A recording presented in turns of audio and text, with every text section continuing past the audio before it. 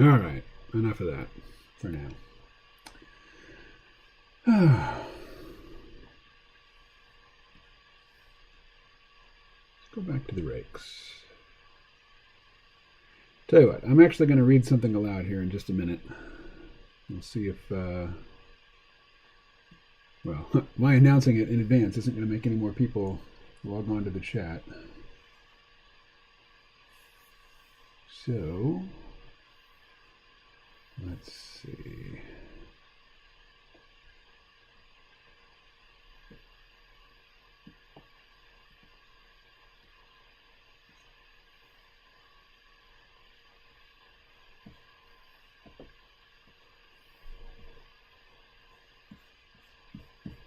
Huh, that ain't the one, that's for sure. Let's try that one.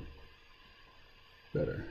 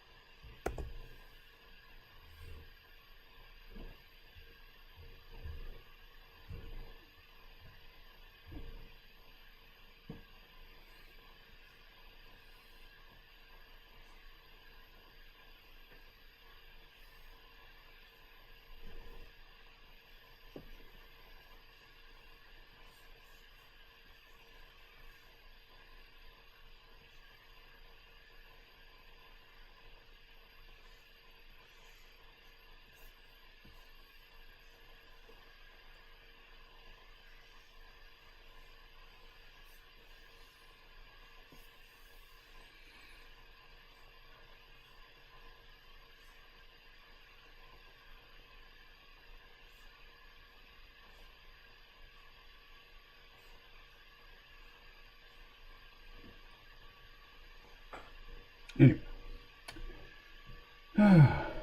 we'll warm up.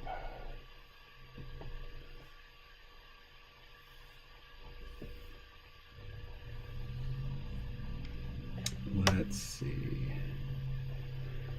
Let's open a different browser. Like, what do I have?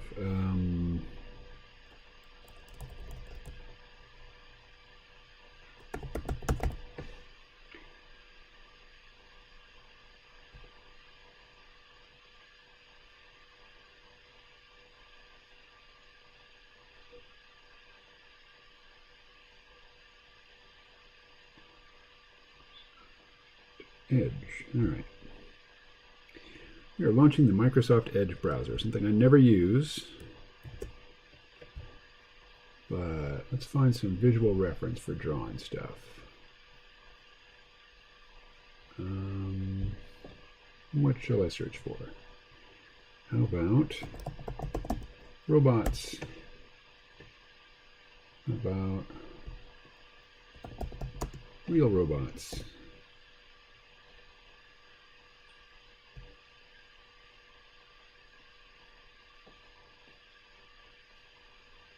Ooh, look at this guy.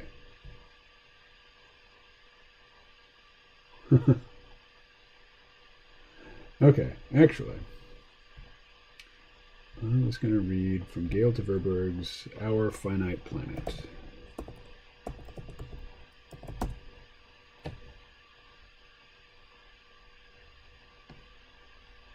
Or Our Finite World? Is that the one? Yeah, that's the one. So this is Gail the Actuary, aka Gail de Verberg, somebody I used to have contact with and haven't in many years. And I started to read this earlier, so the first part will be a rehearsed reading and the second part will be a cold reading. And the cold reading will be the bulk of it. How today's energy problem is different from peak oil. So Gail de Verberg is somebody that I know of, from the oil drum back in the day. So she's clearly versed in peak oil. We'll see where she's at now. I haven't followed her in recent years, so I don't really know what's coming in this article. Many people believe that the economy will start going badly wrong when we, quote, run out of oil, close quote. The problem we have today is indeed an energy problem, but it is a different energy problem. Let me explain it with an escalator analogy. This is the Holborn Tube Station escalator. The economy is like a down escalator that citizens of the world are trying to walk upward on. At first, the downward motion of the escalator is almost imperceptible, but gradually it gets to be greater and greater. Eventually, the downward motion becomes almost unbearable. Many citizens long to sit down and take a rest. In fact, a break, like the pandemic, almost comes as a relief. There is suddenly a chance to take it easy, not drive to work, not visit relatives, not keep up appearances before friends. Or if you're like me, not get your hair cut. Government officials may not be unhappy either. There may have been demonstrations by groups asking for higher wages. Telling people to stay at home provides a convenient way to end these demonstrations and restore order. I wish the demonstrations were about wages. But then restarting doesn't work. There are too many broken pieces of the economy, too many bankrupt companies, too many unemployed people, too much debt that cannot be repaid, and a virus that really doesn't quite go away, leaving people worried and unwilling to attempt to resume normal activities. Some might describe the energy story as a diminishing returns story, but it's really broader than this.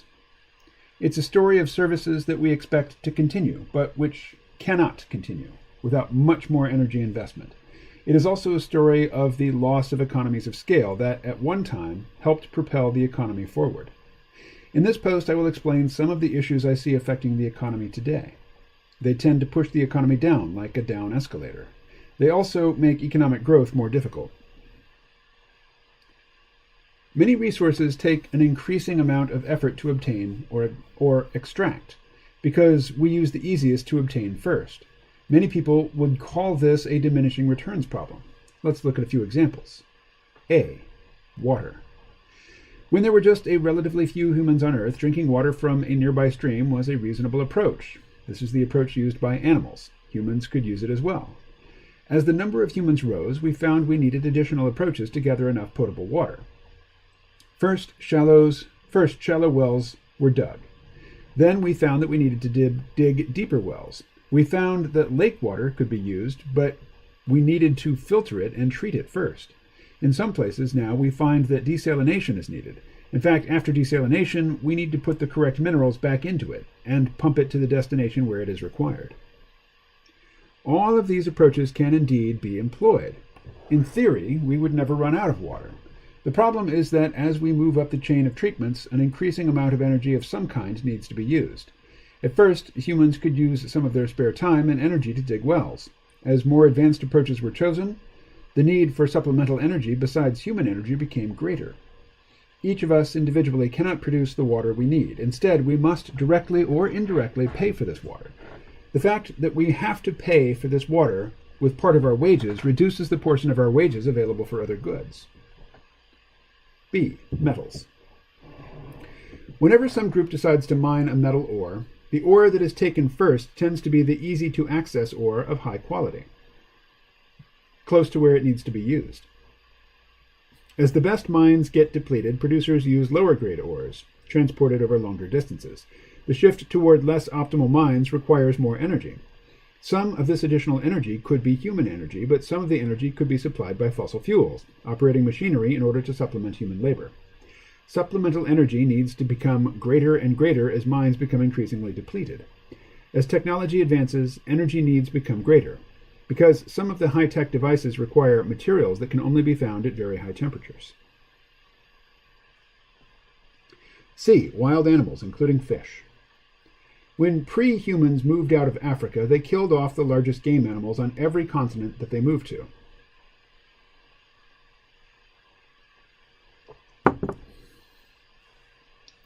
It was still possible to hunt wild game in these areas, but the animals were smaller. The return on the human labor invested was smaller.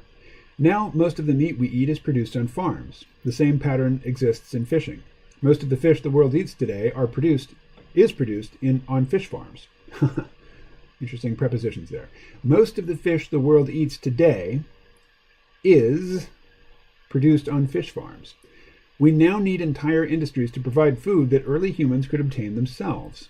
These farms directly and indirectly consume fossil fuel energy. In fact, more energy is used as more animals/fish are produced. D. Fossil fuels. We keep hearing about the possibility of running out of oil, but this is not really the issue with oil. In fact, it is not the issue with coal or natural gas either. The issue is one of diminishing returns. There is, and always will be, what looks like plenty left. The problem is that the process of extraction consumes increasing amounts of resources as deeper, more complex oil or gas wells need to be drilled, and as coal mines farther away from users of the coal are developed. Many people have jumped to the conclusion that this means that the price that buyers of fossil fuel will pay will rise. This isn't really true. It means that the cost of production will rise, leading to lower profitability. The lower profitability is likely to be spread in many ways. Lower taxes paid, cutbacks in wages and pension plans, and perhaps a sale to a new owner at a lower price.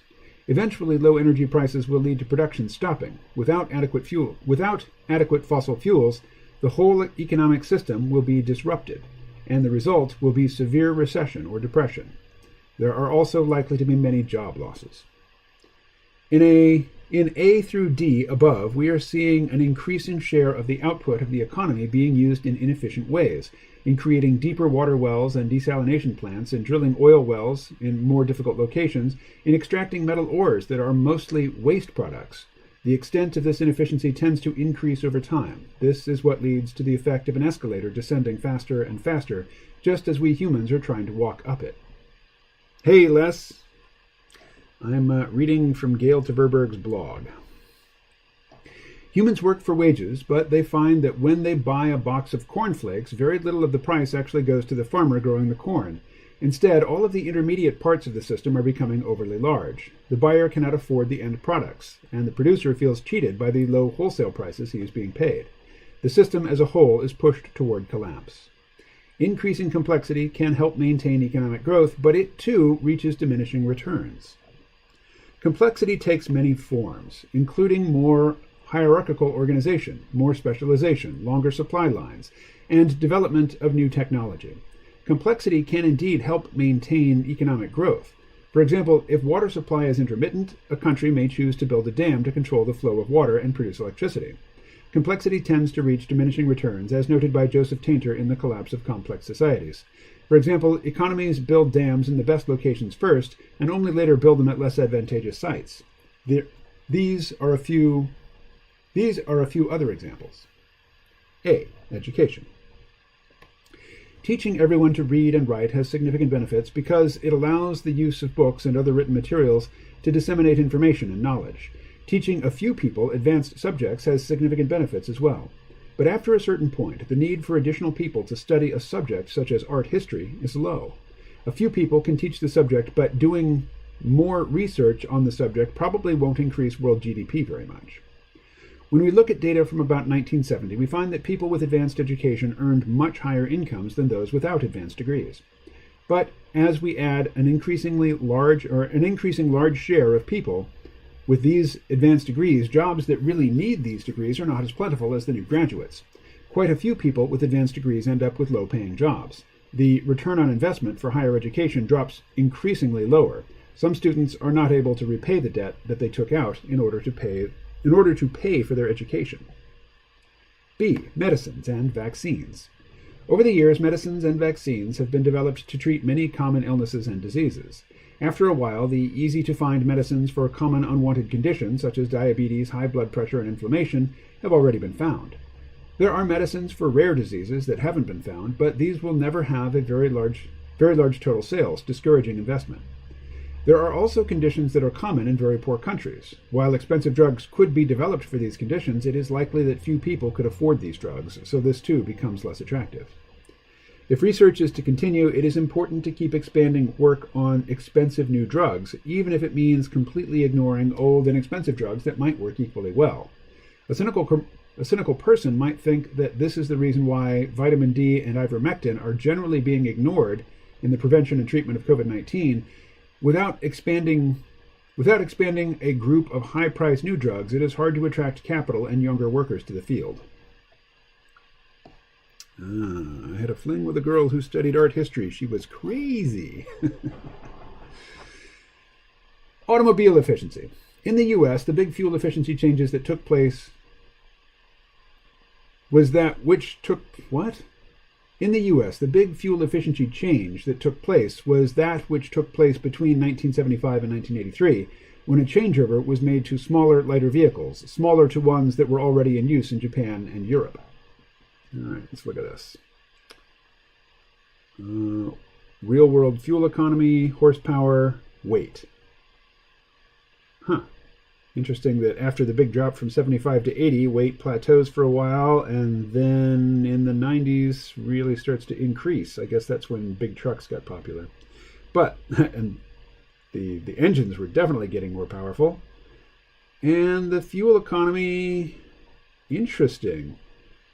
When horsepower and weight both took a dive, oh, I see. Yes, fuel economy is rising rapidly. Interesting what happens here, where horsepower and fuel efficiency continue to increase as weight increases. Interesting. The increase in fuel efficiency between 2008 and 2019, an 11-year period, was only 22%, compared to the 60% increase in fuel efficiency between 1975 and 1983, an 8-year period. This is another example of diminishing returns to investment in complexity. Yeah, I think there's more going on in that chart than just that, but anyway. Today's citizens have never been told that many of the services we take for granted today, such as suppression of forest fires, are really services provided by fossil fuels. In fact, the amount of energy required to provide these services rises each year. We expect these services to continue indefinitely, but we should be aware that they cannot continue very long unless the energy available to the economy as a whole is rising very rapidly. Suppression of forest fires. Forest fires are part of nature. Many trees require fire for their seed to germinate. Human neighbors of forests don't like forest fires.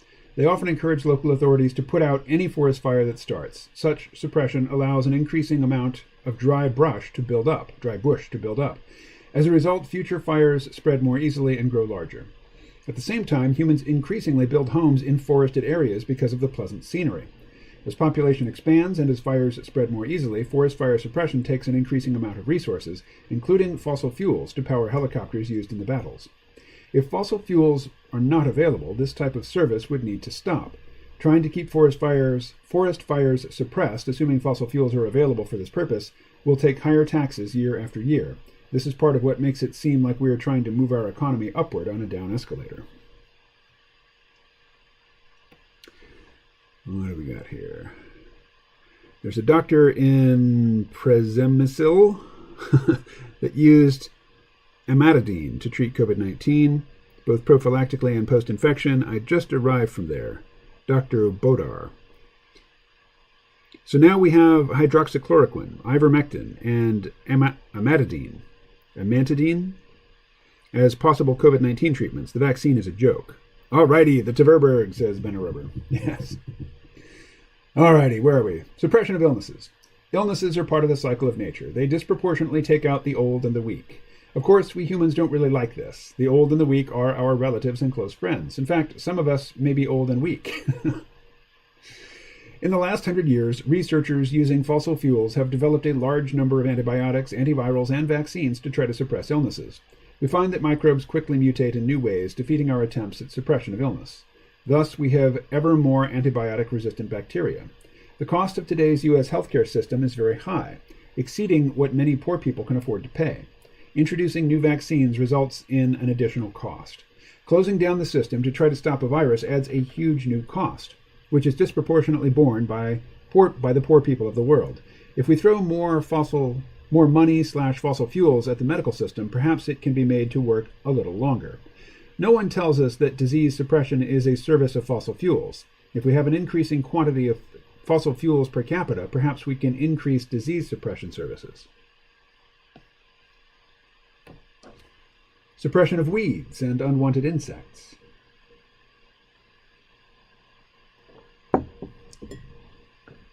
Researchers keep developing new chemical treatments based on fossil fuels to suppress weeds and unwanted insects. Unfortunately, the weeds and unwanted insects keep mutating in a way that makes the chemicals less effective. The easy solutions were found first. Finding solutions that really work and don't harm humans seems to be elusive. The early solutions were relatively cheap, but later ones have become increasingly expensive. The problem acts in many ways like diminishing returns. D. Recycling and, indirectly, return transport of empty shipping containers from around the world. When oil prices are high, recycling of used items for their content makes sense economically. When oil prices are low, recycling often requires a subsidy. This subsidy indirectly goes to pay for fossil fuels used to facilitate the recycling. Often this goes to pay for shipment to a country that will do the recycling. When oil prices were high prior to 2014, part of the revenue from recycling could be used to transport mixed waste products to China and India for recycling. With low oil prices, China and India have stopped accepting most recycling. Instead, it is necessary to find actual goods for the return voyage of a shipping container, or, alternatively, pay to have the container sent back empty. Europe now seems to have a difficult time filling shipping containers for the return voyage to Asia. Because of this, the cost of obtaining shipping containers to ship goods to Europe seems to be escalating. This higher cost acts much like diminishing returns with respect to the transport of goods to Europe from Asia. This is yet another part of what is acting like a down escalator in the world economy. Another ever higher cost is pollution control. This higher cost also exerts a downward effect on the world economy because it acts like another intermediate cost. As we burn increasing amounts of fossil fuels, increasing amounts of particulate matter need to be captured and disposed of. Capturing this material is only part of the problem. Some of the waste material may be radioactive or may include mercury. Once the material is captured, it needs to be locked up in some way, so it doesn't pollute the water and air. Whatever approach is used requires energy products of various kinds. In fact, the more fossil fuels that are burned, the bigger the waste disposal problems tend to be. Burning more fossil fuel also leads to more CO2. Unfortunately, we don't have suitable alternatives. Nuclear is probably as good as any, and it has serious safety issues. In my opinion, the view that intermittent wind and solar are a suitable replacement for fossil fuels represents wishful thinking. Wind and solar, because of their intermittency, can only partially replace the coal or natural gas burned to generate electricity. They cannot be relied upon for 24/7, 365 generation. The unsubsidized cost of producing intermittent wind and solar energy needs to be compared to the price of coal and natural gas, not to wholesale electricity prices. There are lots of apples to oranges comparisons being made. Among other things, the growth of the economy depends on the economies of scale. As the number of participants in the economy gradually grows, the response to COVID-19 has been extremely detrimental to economies of scale. The economies of many countries changed dramatically with the initial spread of COVID-19. Unfortunately, we cannot expect these changes to be completely reversed anytime soon. Part of the reason is that the new virus mutation from the UK that is now of concern. Another reason is that even with the vaccine, no one really knows how long immunity will last. Until the virus is clearly gone, vestiges of the cutbacks are likely to remain in place. In general, businesses do well financially as the number of buyers of the goods and services they provide rises. This happens because overhead costs, such as mortgage payments, can be spread over more buyers. The expertise of the business owners can be used more widely. One huge problem is the recent cutback in tourism, affecting almost every country in the world. This cutback affects both businesses directly related to tourism and businesses indirectly related to tourism, such as restaurants and hotels. Another huge problem is social distancing rules that lead to office buildings and restaurants being used less intensively. Businesses find that they tend to have fewer customers rather than more. Related businesses, such as taxis and dry cleaners, find that they also have fewer customers. Nursing homes and other care homes for the aged are seeing lower occupancy rates because no one wants to be locked up for months on end without being able to see other members of their family. 6. With all of the difficulties listed in items 1 through 5, debt-based financing tends to work less and less well. Huge debt defaults can be expected to adversely affect banks, insurance companies, and pension plans. Many businesses are already near default or on debt. These businesses cannot make a profit with a much reduced number of customers. If no change is possible, somehow this will need to flow through the system. Defaulting debt is likely to lead to failing banks and pension plans. In fact, governments that depend on taxes may also fail. The shutdowns taken by economies earlier this year were very detrimental, both to businesses and to workers. A major solution to date has been to add more governmental debt to try to bail out citizens and businesses. This additional debt makes it even more difficult to maintain promised debt payments. This is yet another force making it difficult for economies to move up the growth escalator. 7. The situation we are headed for looks much like the collapse of early civilizations. With diminishing returns everywhere and inadequate sources of very inexpensive energy to keep the system going, major parts of the world economic system appear headed for collapse. There doesn't seem to be any way to keep the world economy growing rapidly enough to offset the down escalator effect. Citizens have not been aware of how close to the edge we have been. Low energy prices have been deceptive, but this is what we should expect with collapse. See, for example, Revelation 18:11-13, telling about the lack of demand for goods of all kinds when ancient Babylon collapsed. Low prices tend to keep fossil fuels in the ground. They also tend to discourage high-priced alternatives. Unfortunately, all of the wishful thinking of the World Economic Forum and others advocating a Green New Deal does not change the reality of the situation. Why not? All right, well, that's interesting. Interesting that the very last sentence in the blog post is just, it's an unsubstantiated assertion that she doesn't argue for. All right. So what do we got here? Heyo, Ben. Ayo. All right. Let's go back to the beginning.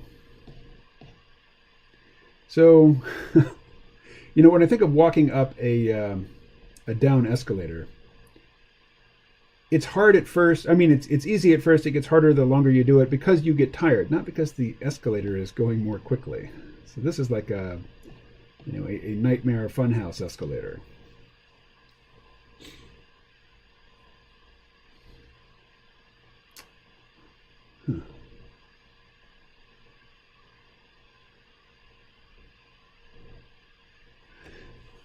Many resources take an increasing amount of effort to obtain or extract because we use the easiest to obtain first.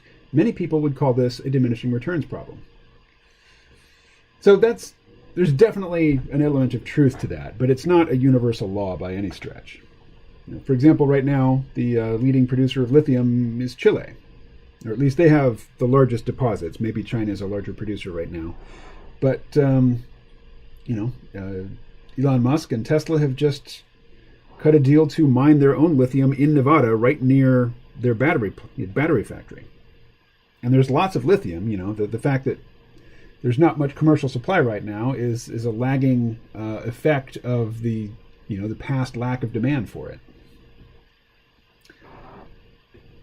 So one counter to the various trends that she's talking about is completely new approaches to doing things. Now, wild animals. Yes, we do expend an inordinate amount of energy to cultivate animal flesh. And I don't see that changing. Obviously, no amount of shaming people is going to get them to stop eating meat. I think if more people could viscerally experience what it's like for an animal in the industrial food system, their empathy might lead them to cut down on meat consumption. And yet those sorts of images are much suppressed. But, what is it? Molecular agriculture? Ways of creating alternative food products that have, the necessary macronutrient and micronutrient profiles that we need. They're available now, but they're more expensive than just raising animals. But, as you pursue a technology, not only do you get better at it, but you learn how to produce it more cheaply. And that's what's happening now. So I don't know how much a vat-grown hamburger costs these days. It's probably still over $100, but it's, that's down from $100,000. It's coming down rapidly. And, the moment that cultured meat, lab-grown meat is cheaper to produce than, cows and pigs and chickens, the industry will move quickly. People will be buying the cheaper meat.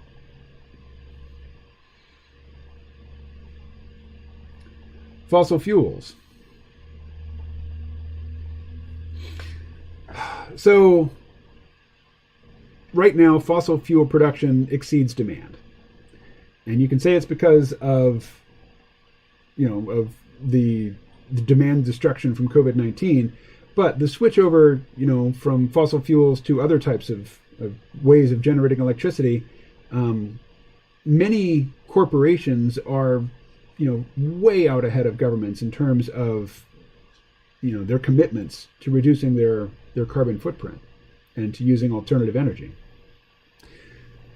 So even if the United States is a big holdout, and goes into the various Congress of Parties or convening of parties or whatever that COP stands for, that doesn't stop the switchover. And as I talked about with Eric Boyd on the most recent C-Realm Vault podcast, the sale of electric vehicles, and electric vehicles are still a very small part of the total global fleet, but sales of electric vehicles are growing even during the pandemic, where the ICE vehicles, internal combustion engine vehicles, their sales have fallen off a cliff. So we're still in early days with the switchover, and you might argue that it's impossible, but I've been hearing those arguments for a decade, and what I'm seeing happening is the exact opposite of what people like Gail Tverberg have been arguing is going to happen. So have the peak oil doomers been consistently wrong year after year, and then there's going to come a magic point in time when we cross some threshold and suddenly they're right? Maybe it's possible, but the longer we go and the more transition we accomplish without that disastrous collapse happening, the less likely I think the collapse is. Anyway, it's good to check in on folks you used to follow and haven't recently. And there's Gail Tverberg. All right, now I do need to get to work. So that was the product of yesterday's live stream.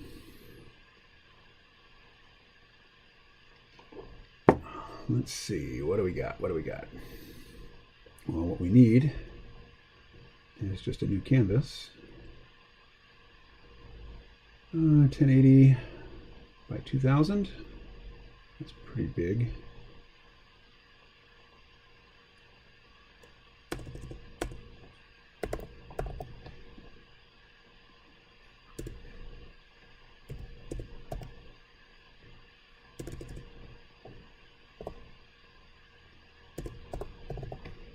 Yeah, it's better. All right. What are we going to call that? This will be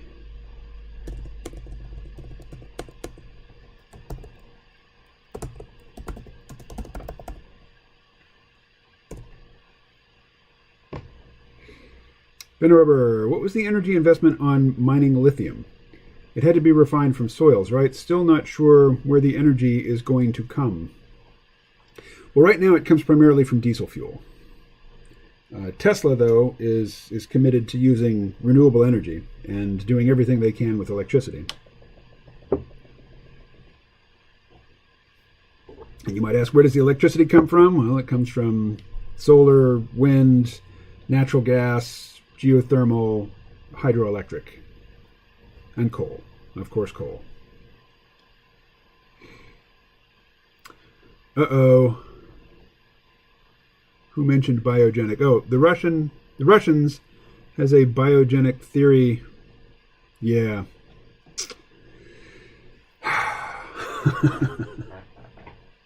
What the Russians have is an abiogenic theory. The traditional view is the biogenic theory, that algae and microorganisms that live in the oceans die, they fall to the seafloor, they get compressed, and over long periods of time at high pressure and temperature, they get transmuted into oil. That's the biogenic theory, and that's the mainstream theory. The Russian theory is that, yes, it's some chemical reaction. Oh, okay, Les says their theory is that microbes produce oil. Okay, so that's different from the previous alternative Russian theory of oil generation. Russia is... and it's a holdover from the Soviet Union, a time when, scientists there, they fear repression from the state more than they fear being discredited in the eyes of their peers internationally. So you get all kinds of quack, science that comes out of Russia that, it's bullshit. It doesn't last very long, but it's widespread, and it's near orthodoxy in Russia and nowhere else.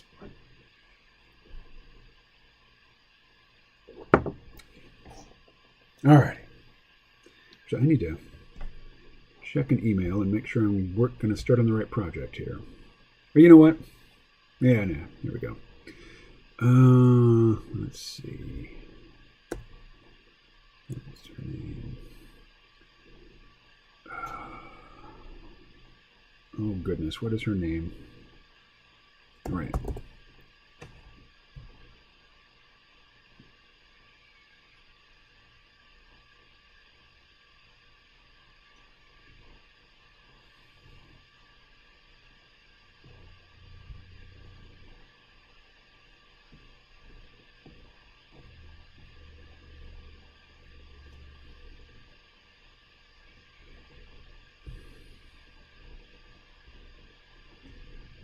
Mm-hmm.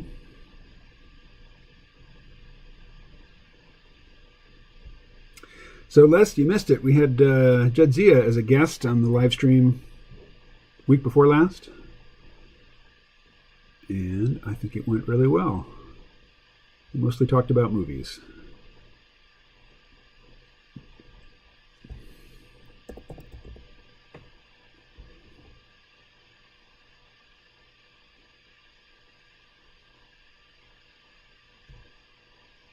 Uh-huh.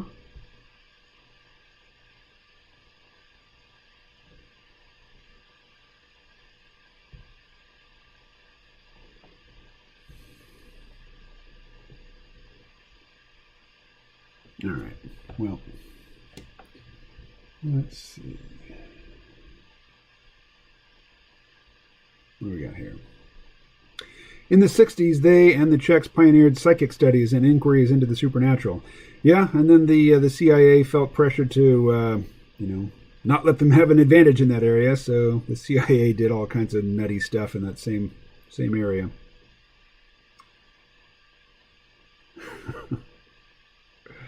Well, she is intelligent. All right. Let's see. How about just a human skeleton for reference? Or...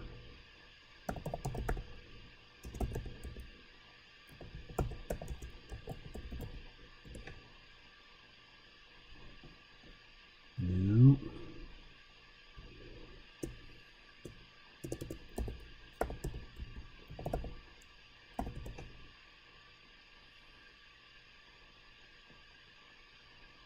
There we go.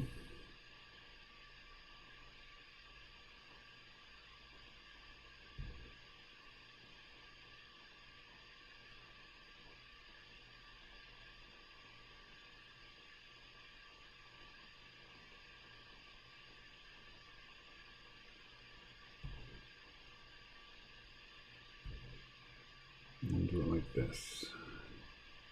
Control print screen.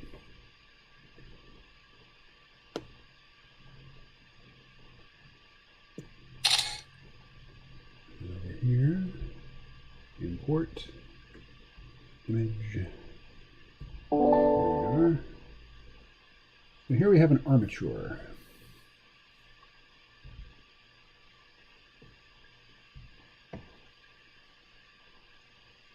So in the coming chapter of Geb, Derek, who normally looks like a big potato with tentacles and enormous lips, is going to need to pass for human, at least at first glance. So he's going to wrap himself around an armature like this to take on human form, but he's still not going to look right. So anyway, let's just start with this. Let's duplicate this layer. And hide the other one. Turn down the opacity. And let's just get a working model of it. And I'm going to just work in ink. Well, digital ink, but And let me get the chat back up. I went to the podcast website and I'm wondering how to listen to the early peak oil podcasts. All right. Let's see. Here. We can explore that question together. So, crealm.com.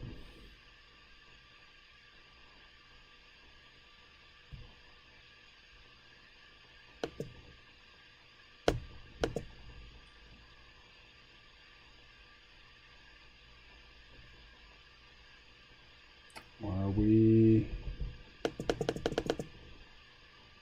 What's happening?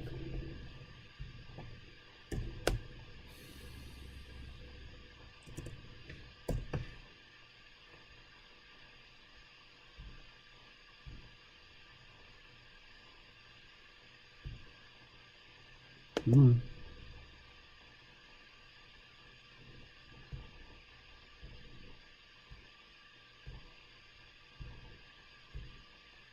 Closing tabs. Nope, not that one. That one. Here we are. So, what happens if we just go to search here and we search for peak oil? What do we get?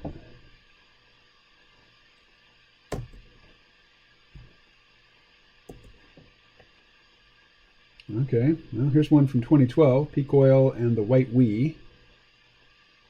316, peak blame, peak atheism, 555. It's complicated. Let's see. Well, what if we go to podcasts? We'll go to the free C-Realm podcast.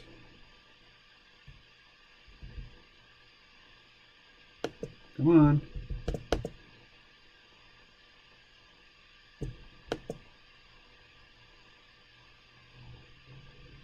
Okay.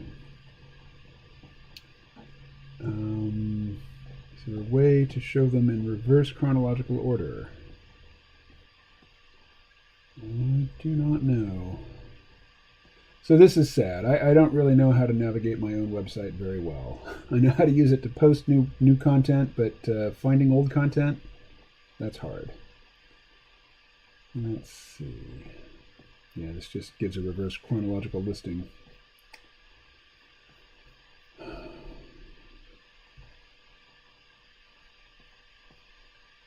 I love this. Look at that. All right.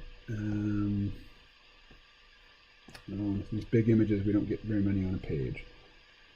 Let's see.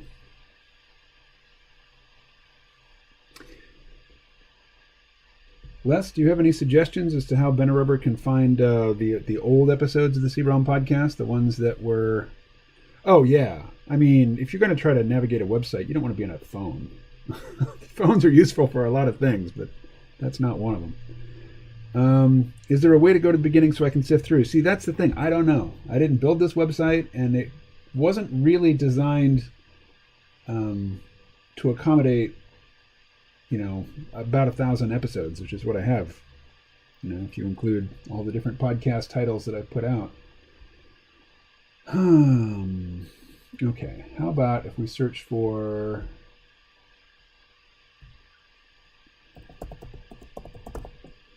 Jim Kunstler.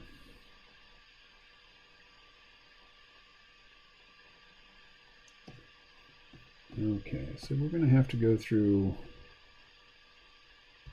quite a few posts to get to older stuff.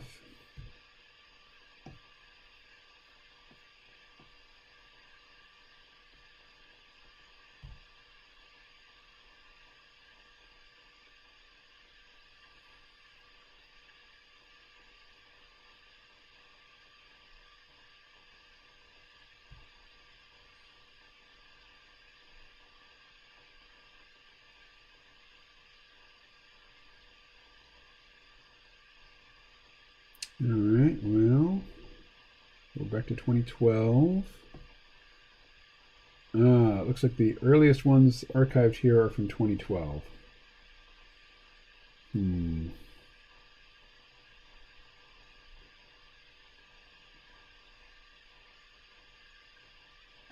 All right, well.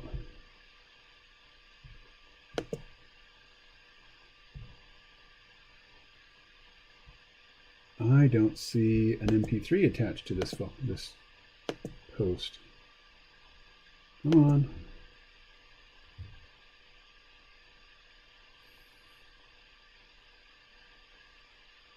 Oh, it's only available on Patreon.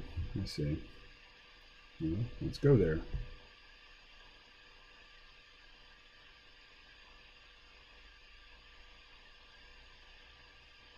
All right. So,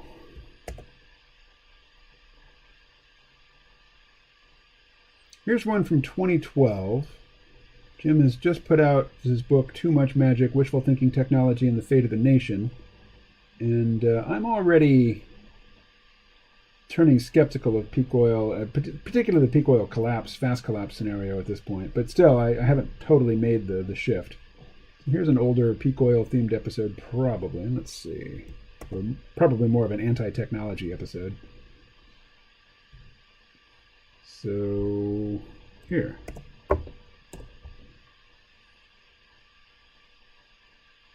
He's got a wired thumb. Yes, he does. Yeah.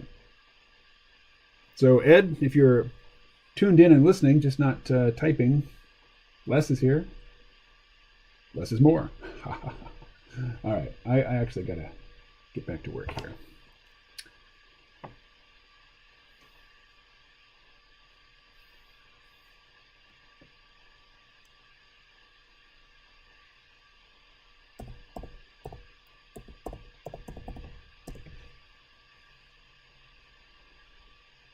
So we've got a little square here at the top.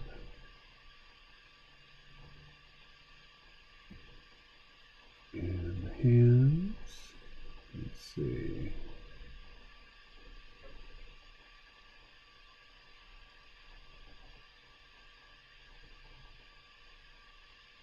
So we want to simplify these shapes later on.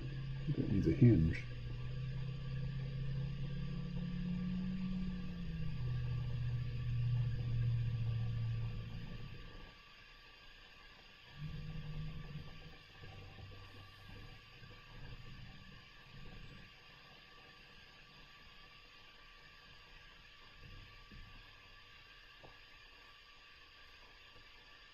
Okay, and to be able to turn at the waist, it's not going to do. We're going to need some sort of swivel mechanism right here. One at the top too. All right.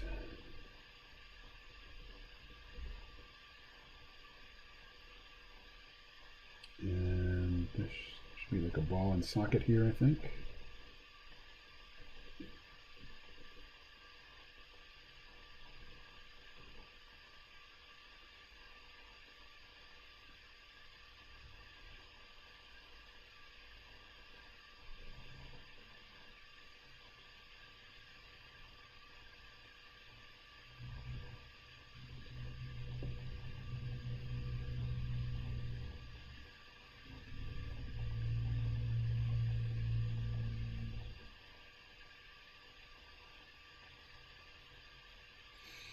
So the joke is that Derek is going to slither around this thing and adapt his body to a more human-looking form, but at first it's going to look absolutely grotesque and not passable.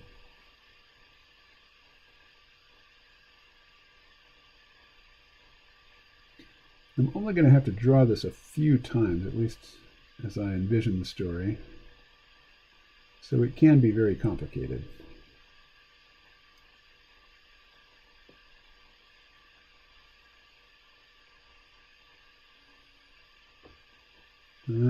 Always telling me to get up and move around. I think I will go and refresh my coffee. It's pretty close to the top of the first hour. Let's see, let's get the chat back and put it where it goes. There we are. Oops. All right. Peak oil's been around from the 60s. Actually, it's been around much longer than that. Or the the fear of what will happen when the U.S. runs out of oil is at least a century old. It's been motivating foreign military adventures for a good 100 years at least. Thanks for digging into that a little. I'll pray for Ed. I'll be back in 10 minutes, says Les. All right, I'll be back in way less than that. Probably like 2 minutes.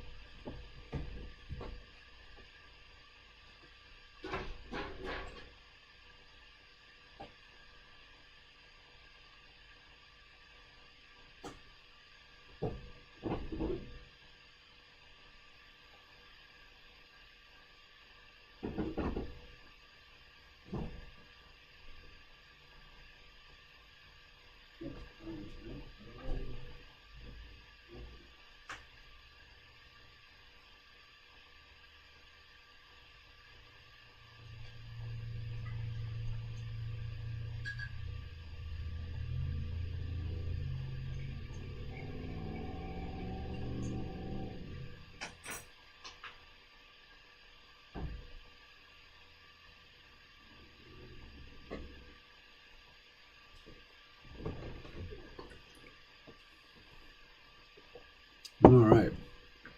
So Ben, remember, I think you mentioned that you're married. Do you have kids?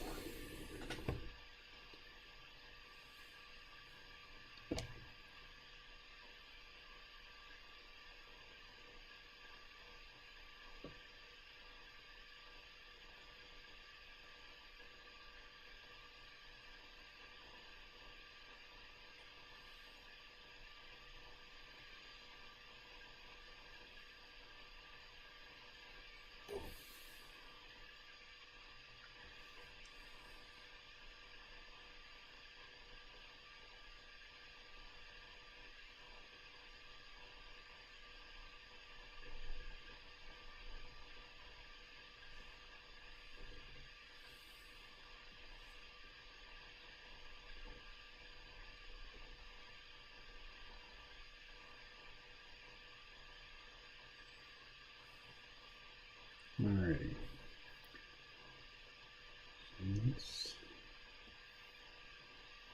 19-month-old girl. Okay, 19 months. I don't remember when I measured my kids' ages in months. My oldest just turned 20 in November.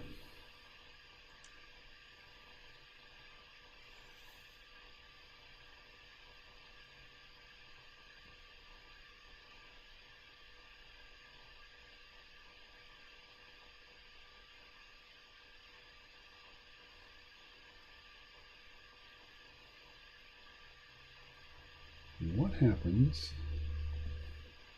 when we rotate the whole arm down? Does it go down the right distance?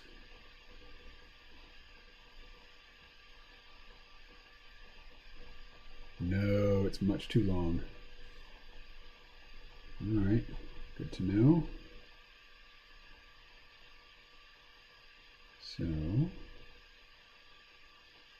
let's make it smaller.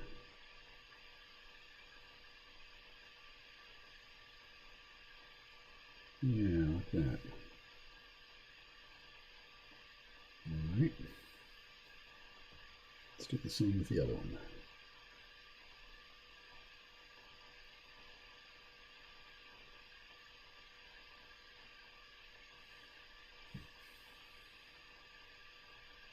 Let's see. Pipe dream to build a straw bale passive solar home where I grew up in countryside. Grew up on a huge dairy farm, so I'm lucky. Yeah, I've met him from a couple of your YouTube vids. Who's that? He didn't meet me, though, you know.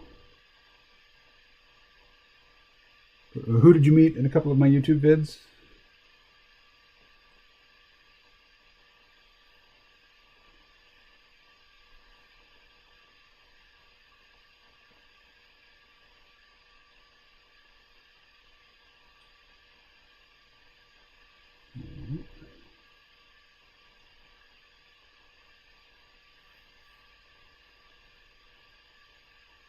My brother actually has geothermal for his home. All right.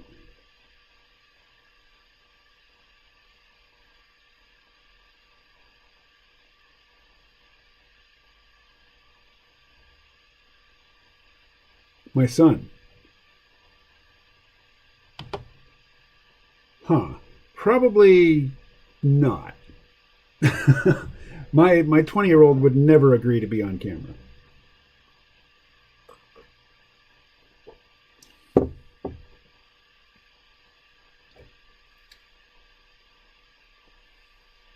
Now, he has a brother who is 16 who is more amenable to that sort of thing. Maybe you saw him in a vid.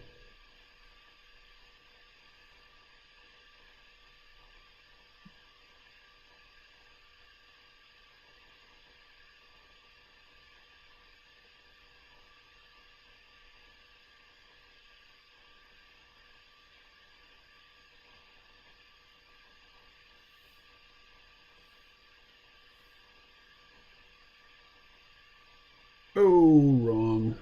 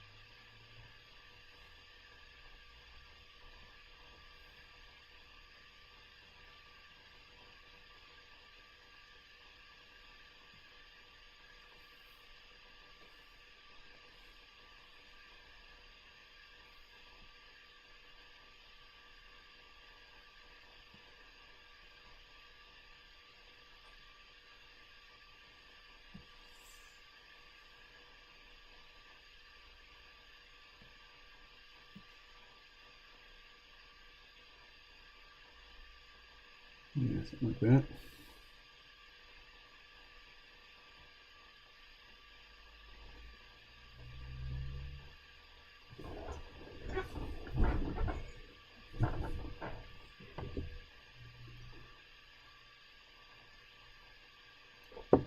Mm.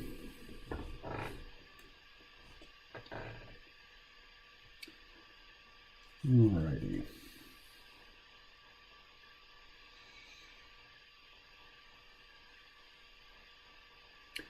So let's get rid of that reference layer. And let's take our armature man, move him over here. And let's just draw a new one. So we'll say he's the box up top. And something that allows him to turn.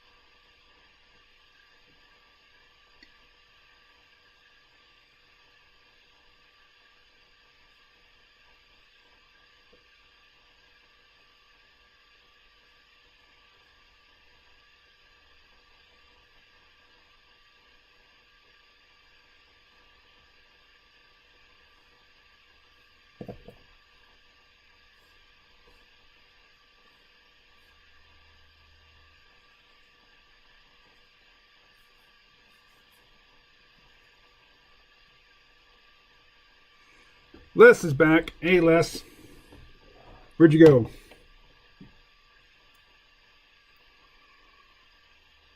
You know what? I'm gonna send Ed a quick message on Discord and let him know that you're in the chat today.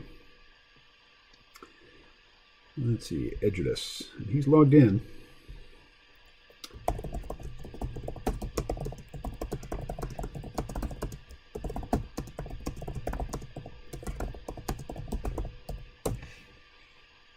All right. I've told him. He knows.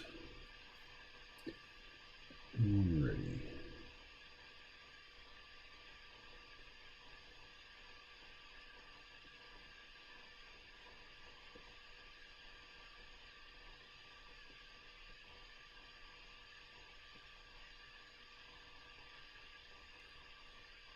Went to the store. Greer has the air of a huckster. Oh, what do we got here? Finished Plows, Plagues, and Petroleum this morning. Started Greer's Star's Reach. Have you read that one? Yeah, I have. I did, and I enjoyed it. I liked it. Wish I could have found it audibly somewhere. Fiction great for audio. Yeah, that's true. I would offer to record it for him, but I don't think that there's a large enough potential audience to really make it a profitable thing to do.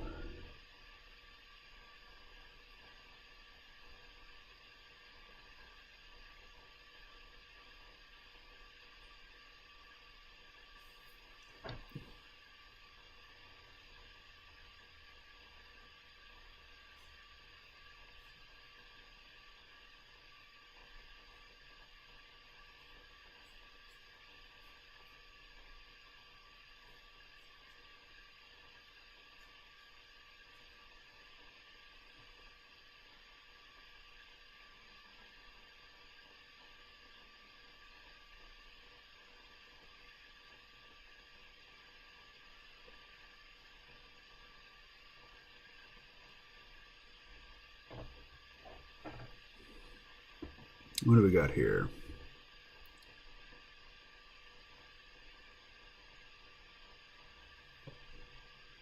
Only thing that tickles me about him is the amount he says, while someone else is talking. Hey, it's Ed. Hey, Ed. Greetings all and Happy New Year. ER doctor, yes, but the rest of him smells like a sardine can masquerading as a truffle perfume. Ed, my heart is pinched by your presence. My heart is glad. And he has a wrench by his name and everything. Hi, Ed, my prayers have been answered. Thank you so much, I'm touched. Likewise to you and all your family, Edward. Hello, Ben Rubber. All right. So we're talking about John Michael Greer, and I'm not going to say anything bad about the guy, really. He's on the spectrum. He relates to people a bit differently than I do. He's seemingly a voracious reader and a very disciplined writer. Those are things that I admire. We have differences of opinion on, the probable course of technological civilization. But I do enjoy his novels particularly. No, we're talking about John Michael Greer, although John Michael Greer did write a book about UFOs too, so you could say that John Michael Greer is a UFO man. I think his UFO book was The UFO Phenomenon. Well, why use my memory when I'm online? Let's see. John Michael Greer UFO. The UFO Phenomenon, Fact, Fantasy, and what's the full title? And Disinformation. Yep. So I did enjoy his book, The UFO Phenomenon, although I would suggest if you're just going to read one book about the UFO phenomenon by somebody who's actually seen a UFO but is still very skeptical of the government's presentation, It's called Mirage Men. And I interviewed the author, but I can't bring his name to mind right offhand. Mark Pilkington. Yeah. And there's a movie. So, hey, I'd say let's watch the trailer, but I'd get a copyright strike. So, Mirage Men by Mark Pilkington. Check that out. I'll put it in the chat.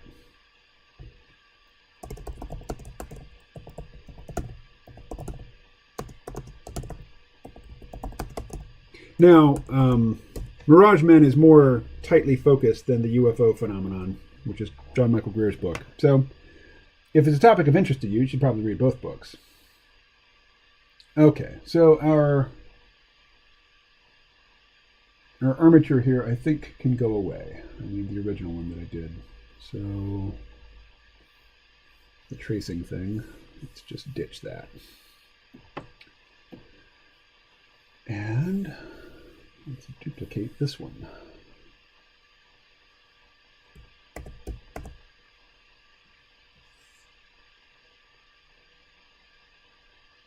Alright, so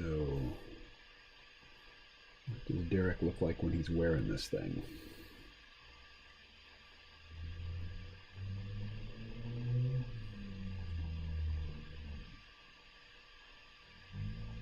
Oki TYKMO? I don't know what that means.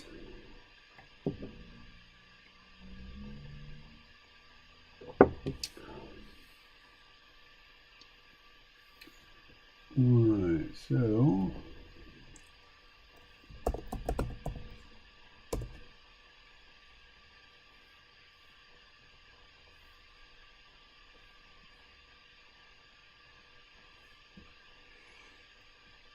describe plows, plagues, and petroleum to me, Ben. Now I haven't read that one. I'm going to go ahead and just read the description of it.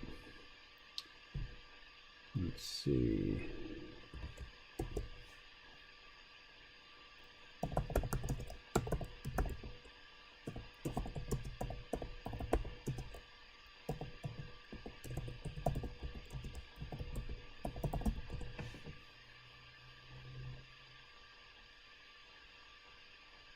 Huh. Right. What's it called again? Plows, plagues, and petroleum. All right.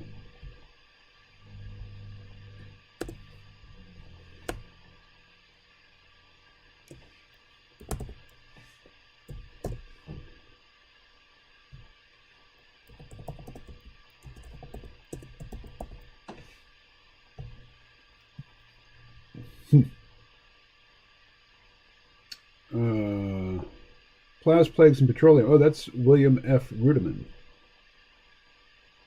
Okay, so it's not a John Michael Greer title. I see.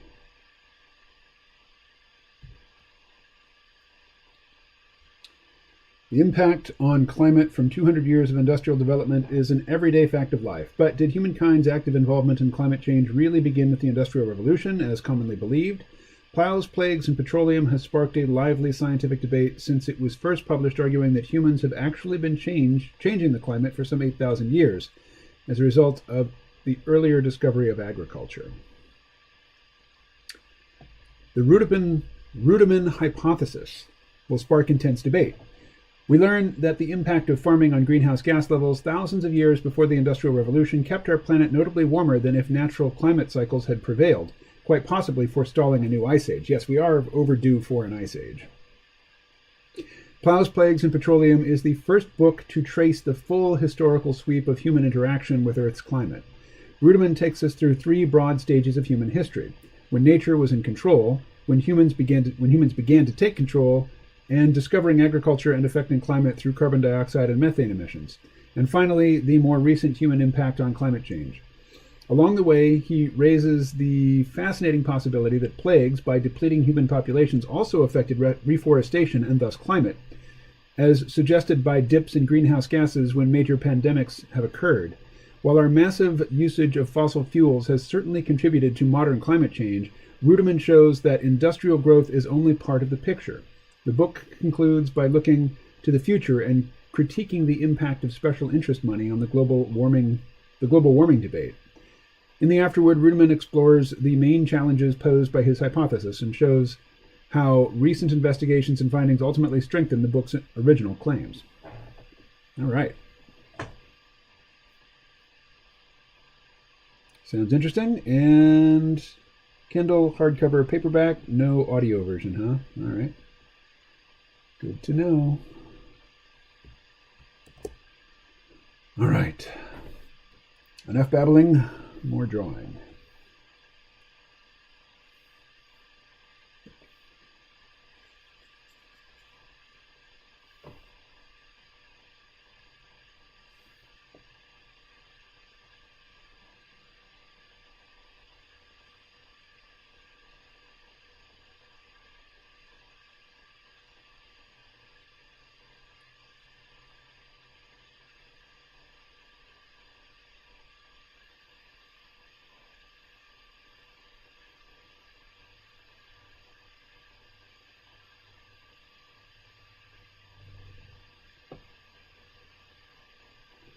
So one of the jokes in this upcoming chapter is that Derek is just going to keep eating to try to put on enough weight to, conceal this very unnatural looking armature that he's using as a skeleton. And because he's going to need to be able to pass through metal detectors, this thing's going to be made of like wood or bone, maybe whalebone or I don't know. Carbon fiber wouldn't set off a like an airport metal detector, would it?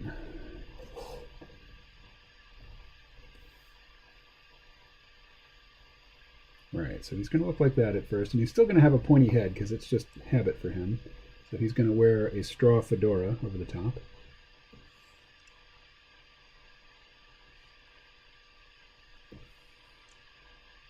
And his lips are going to be too big, and he's still going to have 3 eyes.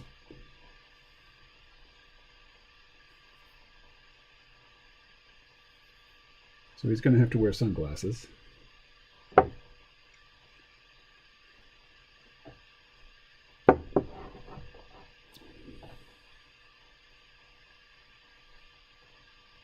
Or maybe he'll put his eyes in his hands or someplace else. Maybe he'll keep them all up under his hat. Like he'll have, let's see.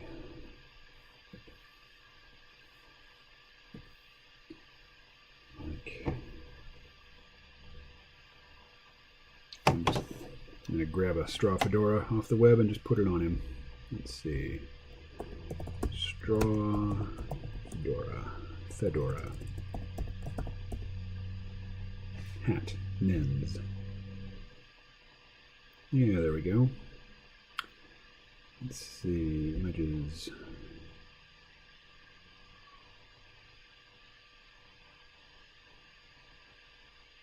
Oh, maybe he should have a beard. Yeah, I kind of like that.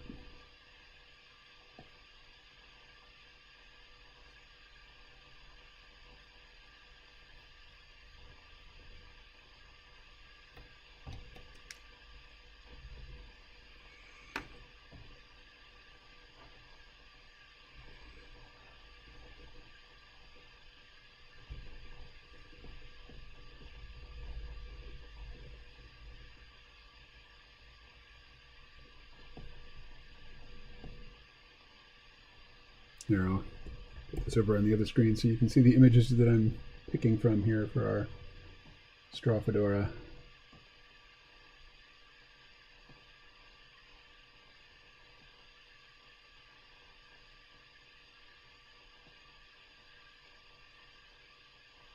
Let's see, how about... I'm going to have to learn how to draw the damn thing.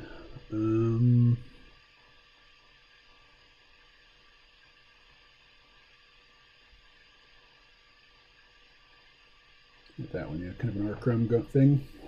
Let's see.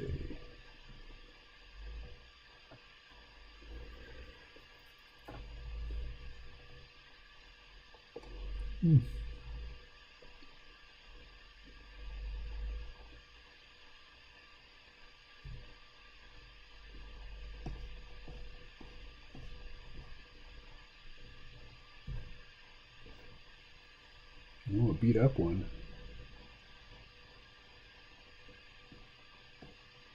Yeah. But that one.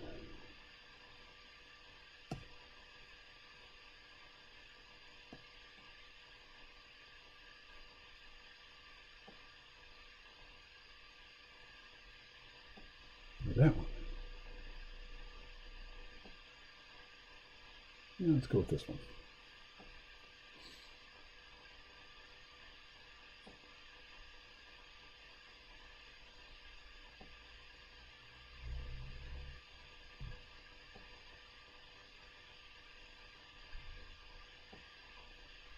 Uh-oh. Search for images for more than a couple minutes and you will end up on Pinterest. Fine.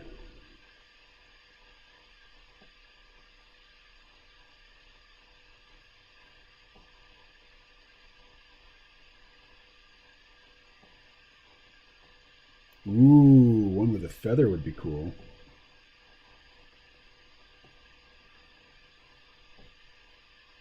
All right, well, Pinterest is taking us far afield. They're just showing us hats here. Let's get out of there and go with this one. Oh, here I am on Pinterest again. All right, let's go.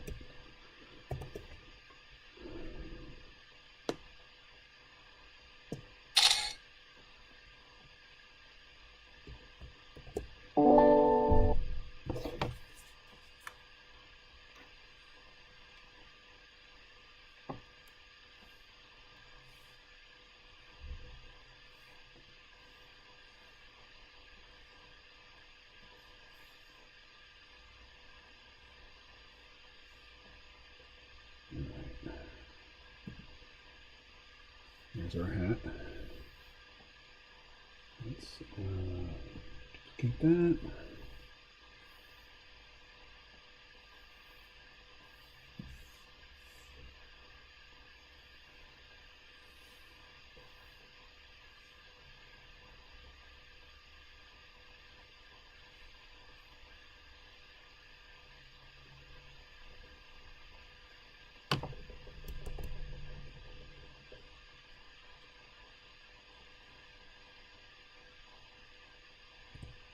No.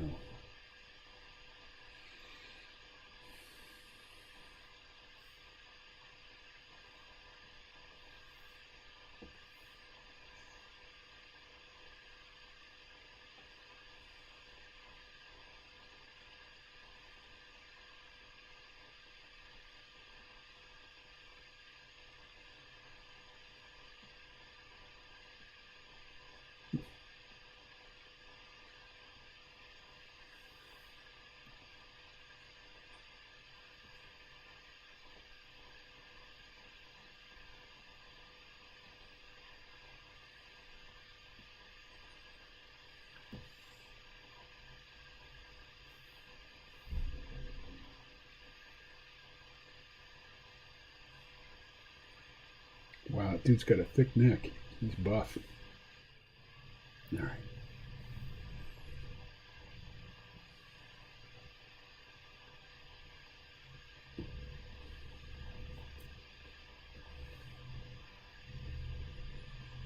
So I've got him with a pointy head.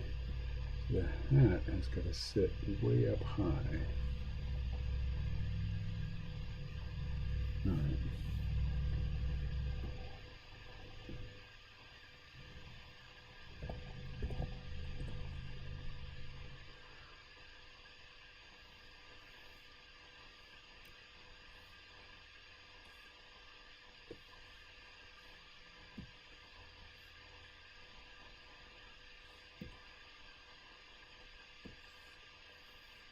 Oh, sorry, everybody. I lost track of the chat. What do we got going on here?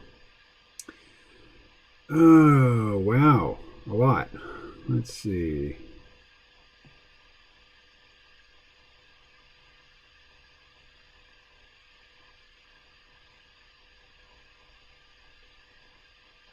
Wow. Okay. Oles, correct. Thank you. KMO. What is the TY? I don't get the TY. Oh, thank you. Okay, there we go. Gotcha. Recently read Our Haunted World by John Keel. Overflow from the Mothman prophecies. Heavy on the ultra-terrestrial hypothesis. Enjoyable. Huh. I don't think I've ever read anything by John Keel. I have not read the Mothman prophecies. Let's see. Ed here to save the day. Ed, how was your New Year's, my friend? That is why I have the wrench, my bro. I should have the screwdriver. I tend to screw up a lot. Looking for my notes for Succinct Chunk. Kevin is the Hammer OFC. Of choice? Huh. I may twine out the metaphors. No, we think ourselves too important. We don't have that much impact on the world's climate. A book printed on pages from the Balderdash tree. In my humble opinion, BIAR. I don't know that one. Atmospheric methane has been gradually rising for 5,000 years, but everything he learned about the natural cycles of the planet says that it should have kept going down. When methane began to rise, at this point, humans started irrigating for rice in Southeast Asia. He concluded that the irrigation created unnatural wetlands that emitted methane. It was really cool to learn the orbital effects on the sun's rotation. Let me dig that up. Well, that certainly balances things out, Ben. The wetlands we destroy by desertification are being replaced by those we are creating by emitting methane. Earth's tilt oscillates between 22.2 and 24.5 degrees every 41,000 years due to the gravitational pull of Jupiter. Earth's elliptical orbit, its eccentricity, causes the planet to cycle 1.5 million miles around its average distance of 93 million miles every 100,000 years. Pinterest has a monopoly on the best interest, says Les. So it is 3 million miles closer to the sun than its farthest point in orbit. On a rare occasion, the orbit around the sun is a perfect circle. But you'd still have seasons because the tilt will be different on different sides of the sun, different places in the orbit. If you're going to put a feather into your hat, go all the way and make big. Good call. It's elliptical, something Copernicus didn't catch. There's a Polish Underground video recently published that suggests Copernicus either wasn't all that or knew more than he let on. But that's neither here nor there. All right. So back to our hat here.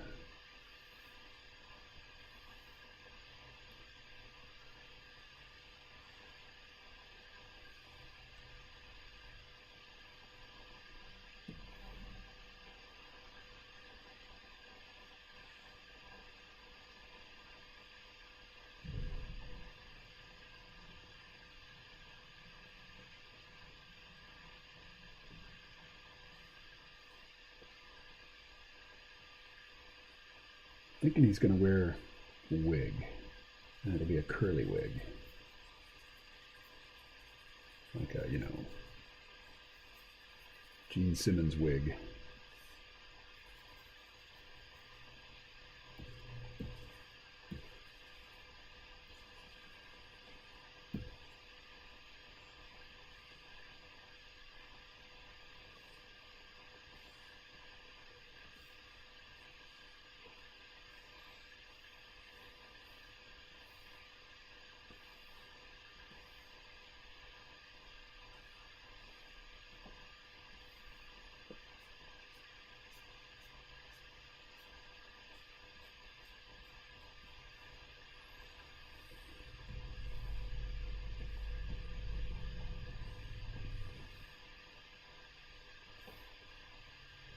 We need a base color. Let's see. Just drop it in. Yeah, that'll work.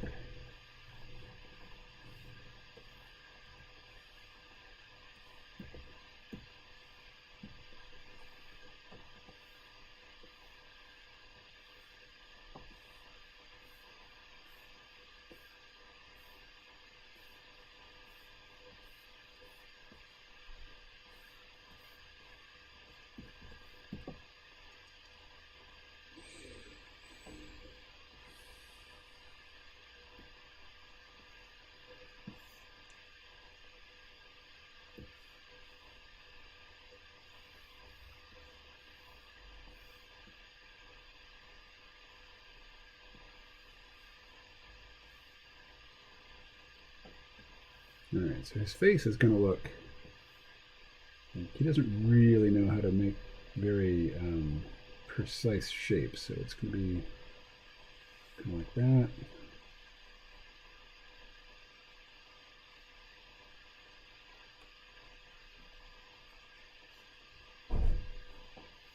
Now what do we got here? Ben, how long have you been following KMO? Not long. He's a relative newcomer. More interesting question for me would be, how did you discover the C-Realm podcast? Or was that your point of entry? Maybe it wasn't.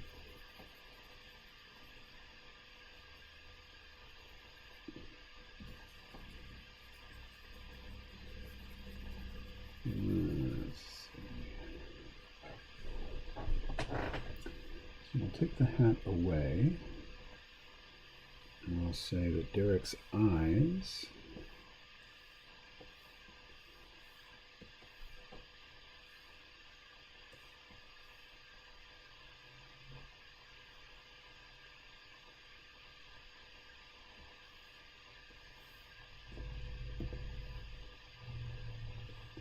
all three of them will be way up here at the top.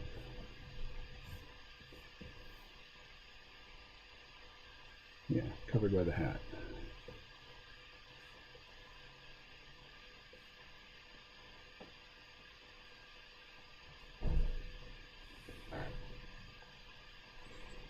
What do we got here?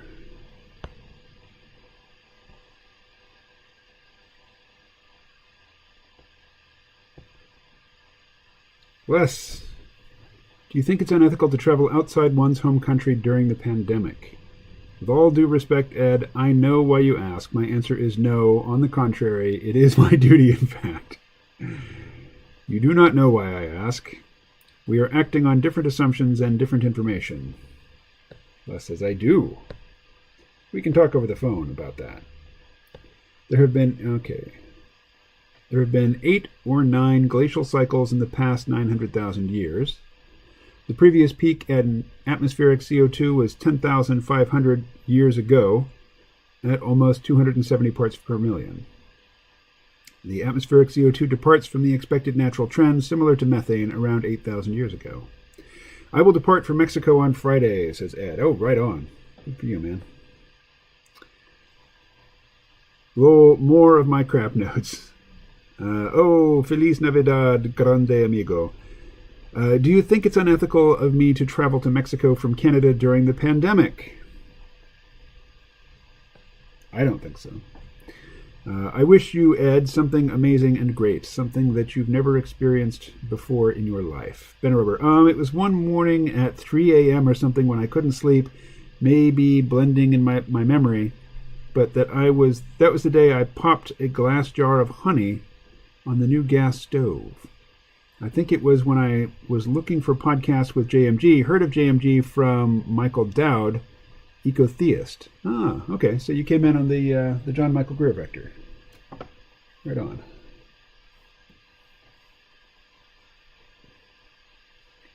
I would say probably the leading incoming vectors to the C-Realm have been the Psychedelic Salon podcast, Jim Kunstler's website. Dmitry Orlov had a prominent link to my podcast for many years on his blog.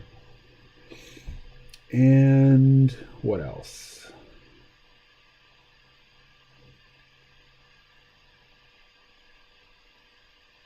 What else?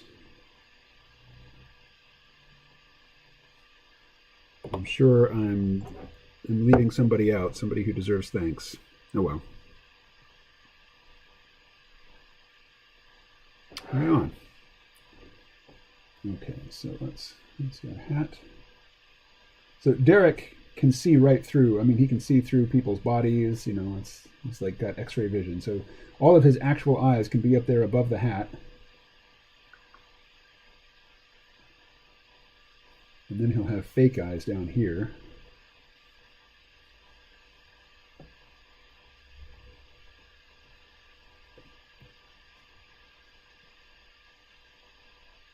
And like a very simple nose. Or how about the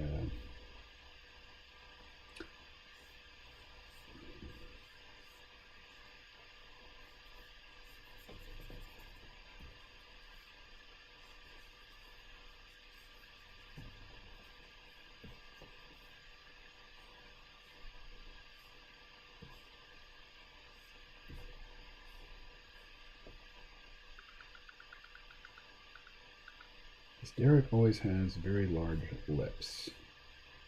And he's going to have to shrink them to fit onto here.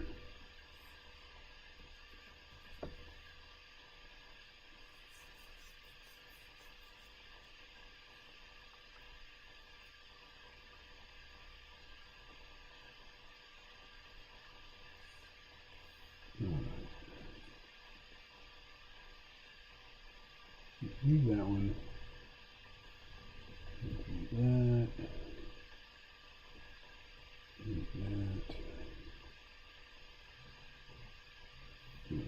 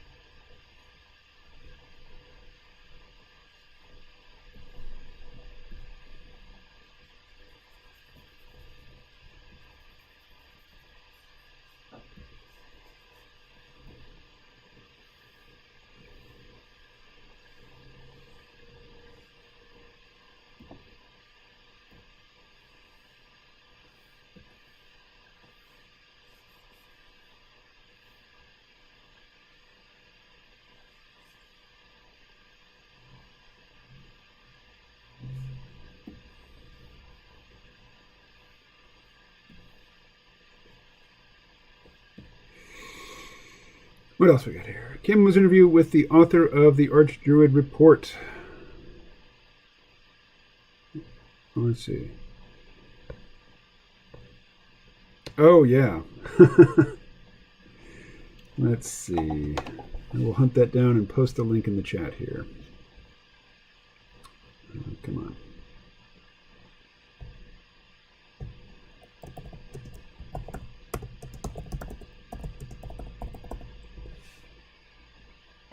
There we are.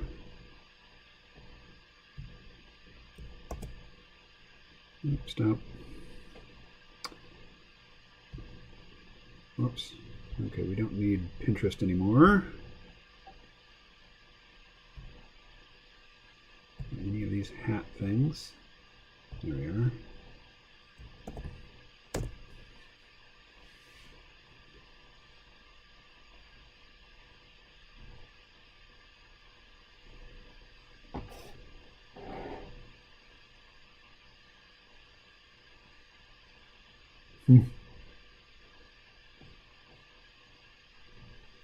Oh, I take it that was recent. The interview with John Michael Greer? No, that was from September 5th, 2019, so about a year and a half ago.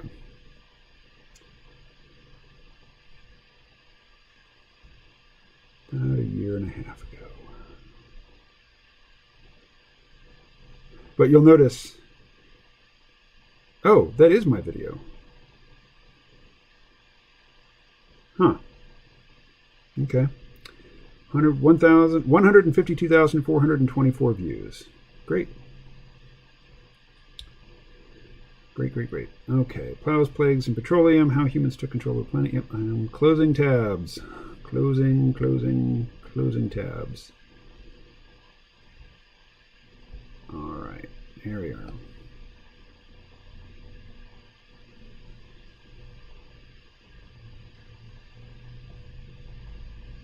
Its view count is anomalous, as is its production value. Yes, I agree.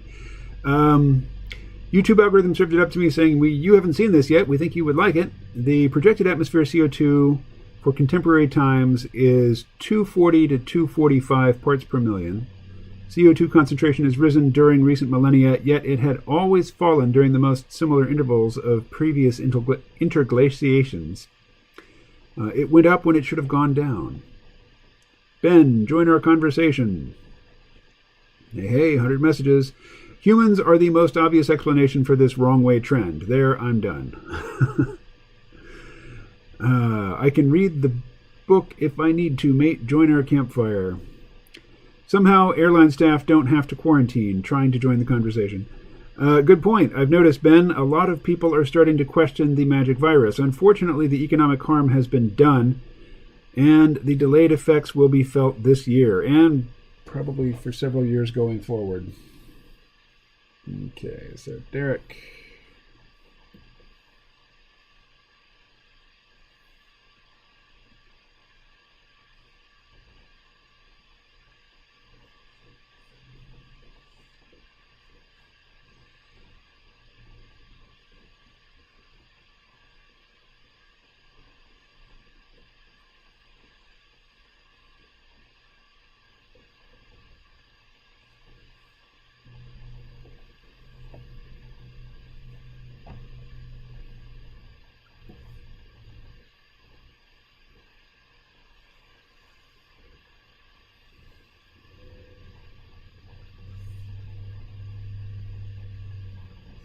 So it's going to look like that at first.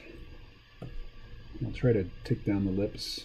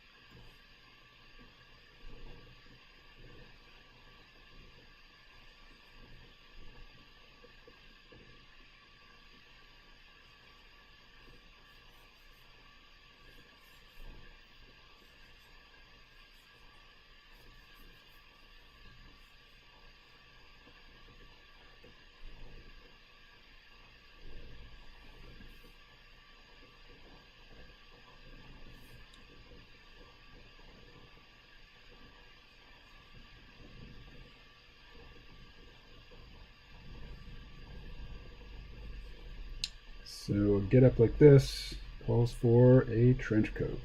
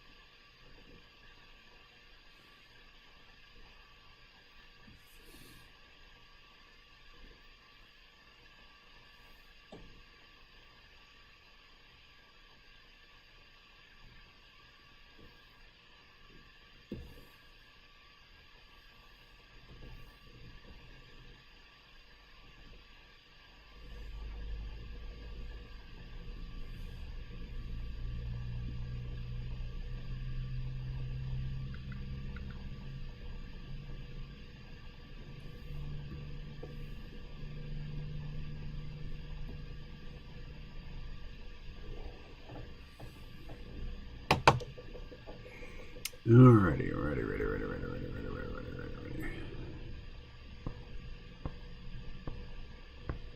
Ha ha ha, you said Dune. Autocorrect is doom. May I please ask a question about autocorrect and predictive text? Sure. Where do you fall on the Dmitry Orlov, they done did the pandemic button because we ran out of easy, affordable oil view? It's interesting.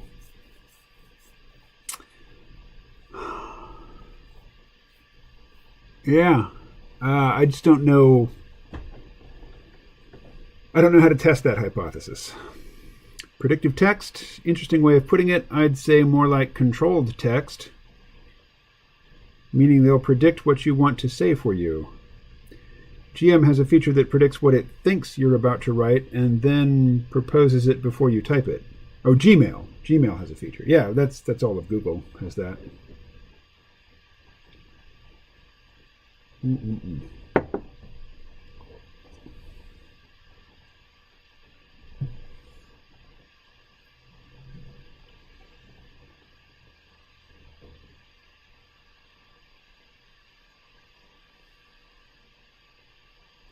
now we need a trench coat.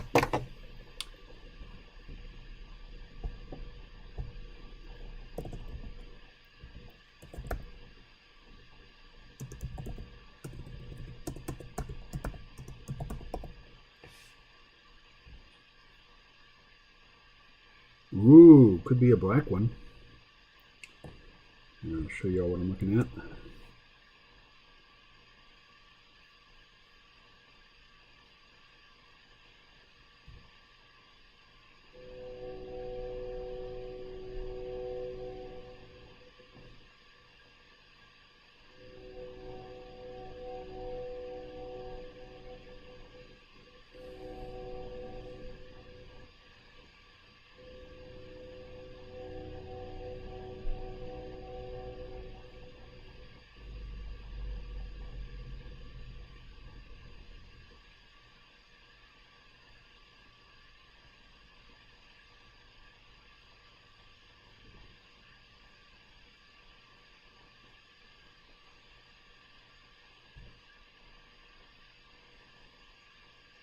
Okay, that's a good look. The hoodie.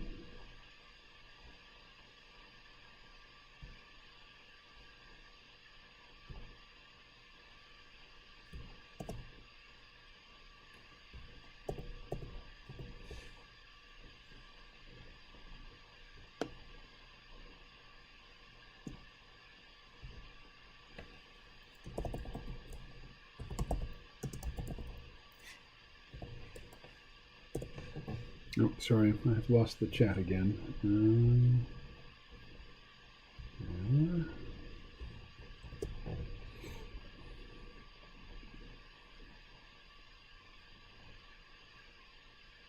Meaning they'll predict what you want to say.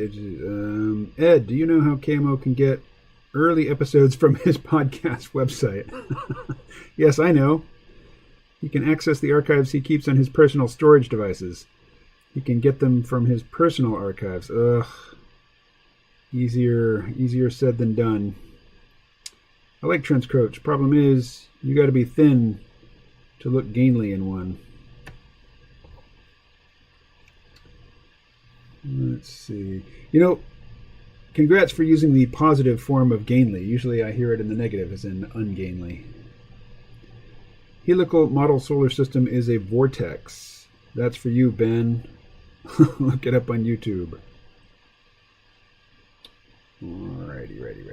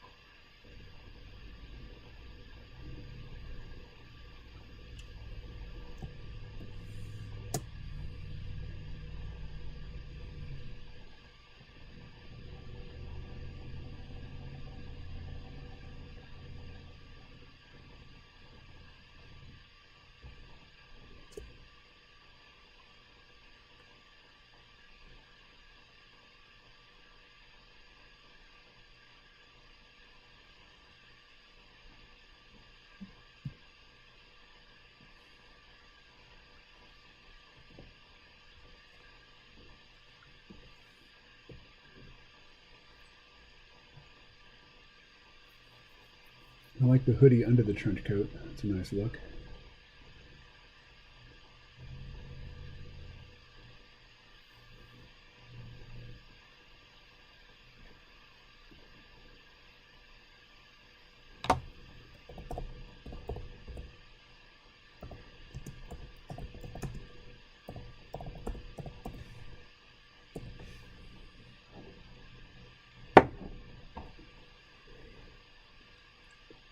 Oh my god.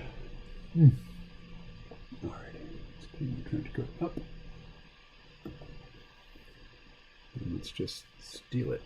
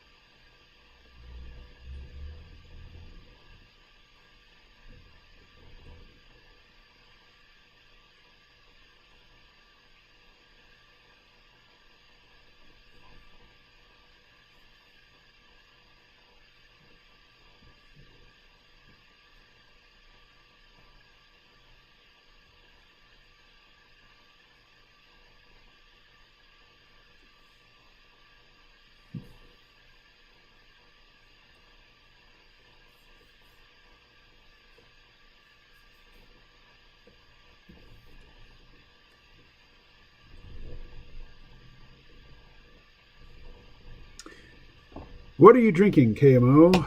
I am staring at an empty cup of coffee. Well, just an empty cup with some coffee stains at the bottom. So nothing right now. Let's see. What else did I miss? Helical model of the solar system. Brotherhood of the Wolf movie had a great fashion sense for its characters. The triangle hat was the cherry on top. I have not seen Brotherhood of the Wolf. I can't find it streaming anywhere. Well, I just assume any word with a preceding "un" can simply be used to describe the opposite. Yep. Icorn is not the opposite of unicorn.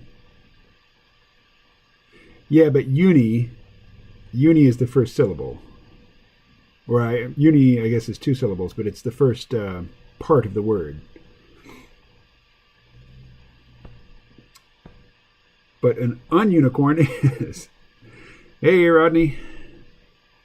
KMO, do you still plan to go to DC this week? No, I'm not going to go until just a few days before the inauguration. So I'll probably get there like 17th or 18th. And I'm going to leave well before then, but I'm going to spend a couple days with my kids before pushing on to DC.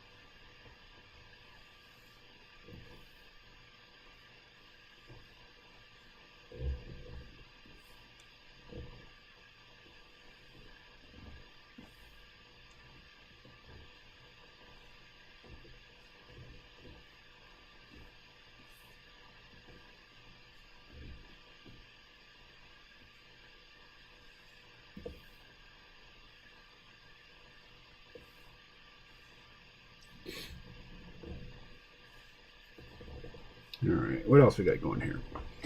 I've been to DC thrice. It smells of swamp, and I say that in the literal sense, hot, humid, and boggy. Well, not this time of year.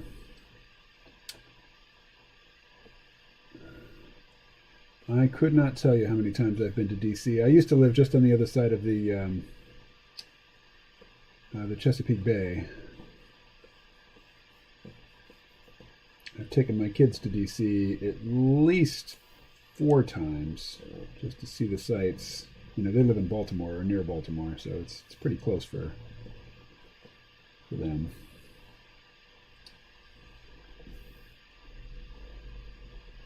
And I've been there in my previous life before I was a father. That was a long time ago.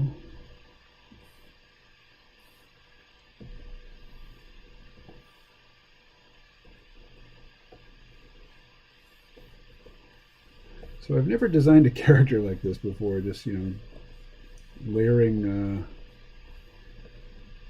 one image on top of another.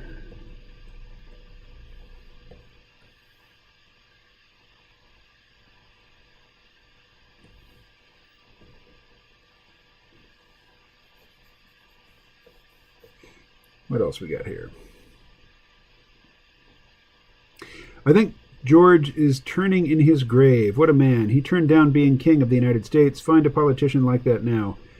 You know, it's my understanding that even though he was the president, he wanted to be addressed as Your Majesty, and nobody else would indulge him.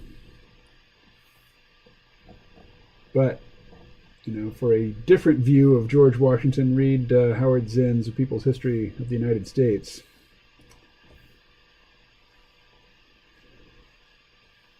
He definitely considered himself to be royalty, or nobility at least. He did not. He was certainly no advocate of a classless society. Beyond just endorsing slavery.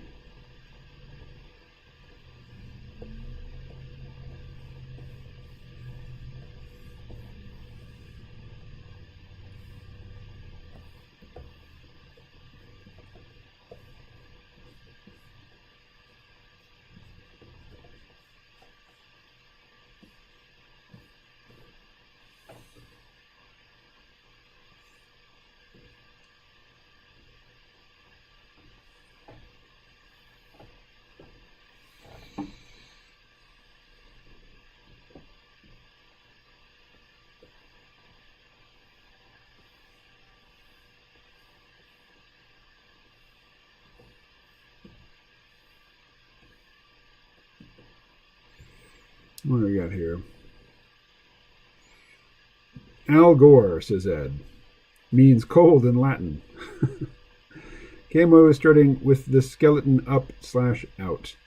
It's how forensics peeps and anthropological artists reconstructed a skull to look like layers of muscle and fat and flesh. Yeah, I'm not doing anything so sophisticated. I'm just trying to figure out what Derek is going to look like as he ventures out into the human world to try to pass as human. So this is his starting face. He's going to work on it. It'll get better. Closer to passing.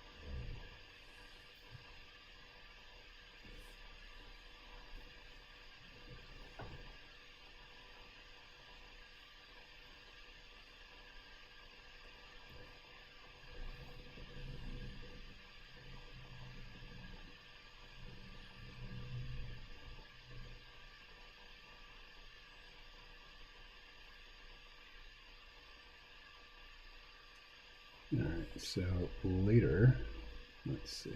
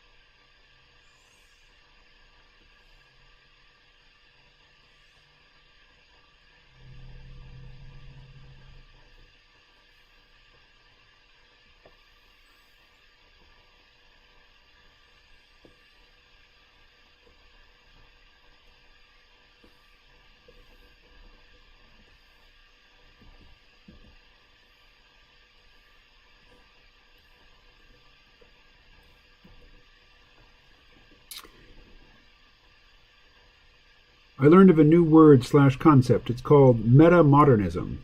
Have any of you heard of it? I have not. So hit us up, Ed. What is meta-modernism? Washington had flaws, I bet. I heard he had wooden dentures for teeth. I've heard that was a myth, that the dentures were probably ivory. But given he was human, had bad breath, and slaves, he was a great man. It is new to me and intrigues me. I would like to know more about it, says Ed. Ed, I learn from you each and every time. Give it up, you word hog. That's right, Ed. Give it up. Give it up.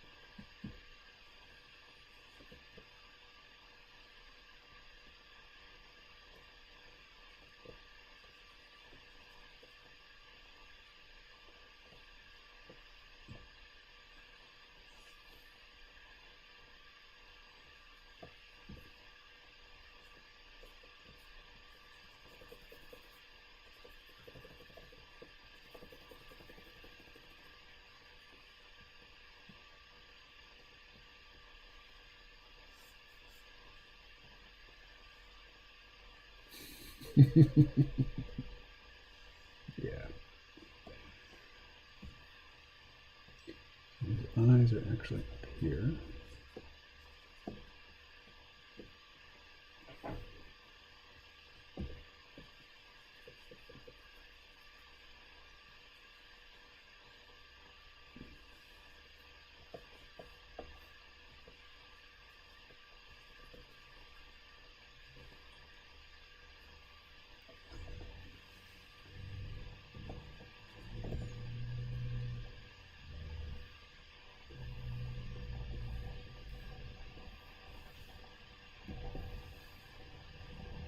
Now what do we got? Hey, Caleb. I prefer Loomis on a gut level and kind of just think he's better. But I think Bridgman does a better job making the forms understandable.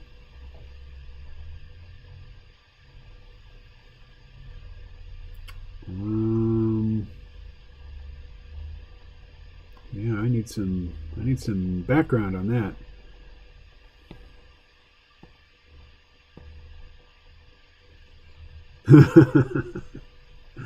Or did you just make it up yourself and are trying to pass it along as an existing part of our lexicon? I will report back when I have informed myself, says Ed. It is at the edges of my awareness. I will go deeper and report back. Bridgman or Loomis, asks Caleb. Well, I don't know really who either man is, so help me out. Loomis, says Ed. Beta or VHS? Be right back, says Les. Wrong answer, says Ed. Caleb, lol, I do prefer Loomis on a gut level. Okay. So who is Loomis? I've never seen a beta tape, so I don't know. Sorry, I remember in the early days of video stores when often you were going there to rent not only movies to watch, but you were also renting the machine you were going to watch them on. And there was usually the VHS section was usually bigger than the beta section. And then over time, the beta section got smaller and smaller, and then it was just gone. But let's see. Loomis or Bridgman. So I'm just going to cut that.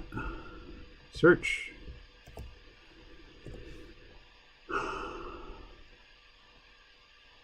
Loomis versus Bridgman. Wet Canvas, Online Living for Artists. To me, Loomis is more coherent. He wrote a book so that they lead you through in a structured way. The Bridgman books are made up from a mixture of student notes and his own writings. Consequently, they need some interpretation. Oh, so these are two artists? How to use drawing books, Bridgman or Loomis. Oh. All right.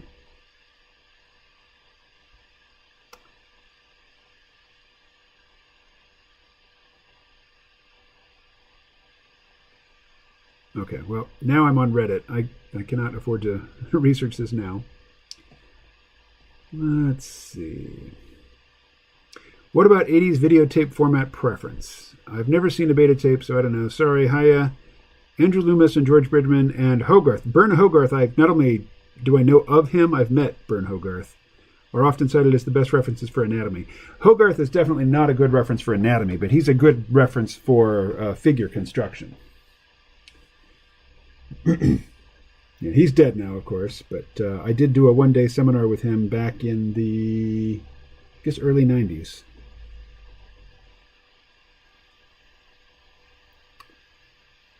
Yeah, Andrew Loomis and George Bridgman. I don't know those names.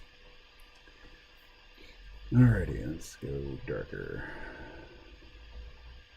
So I think the hoodie actually is going to be blue.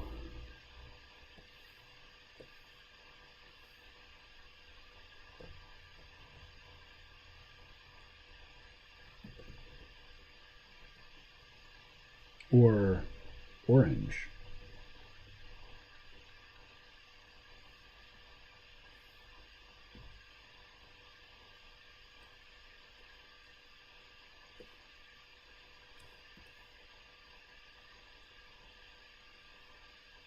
His hat will also be orange.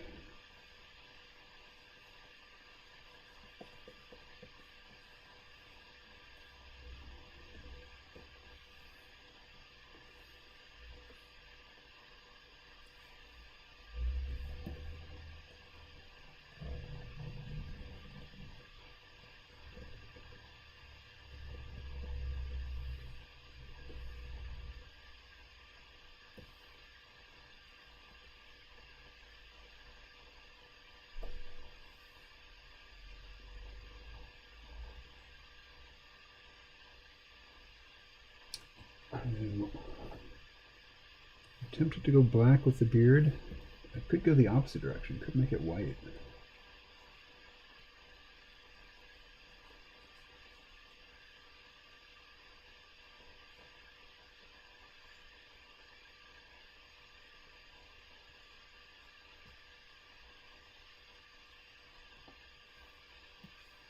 We can put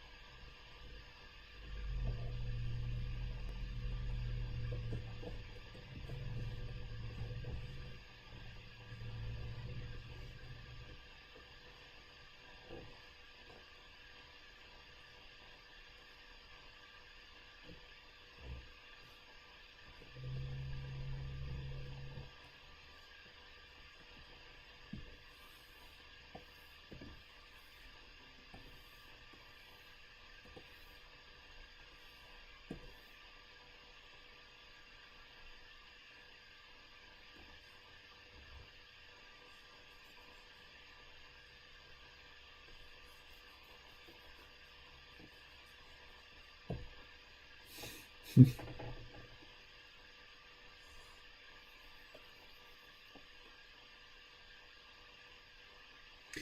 right, we're getting there.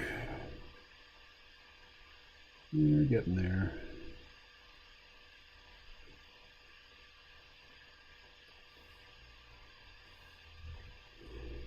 $4:16. Just 4 minutes till 4:20. But my 4:20 comes much later in the day.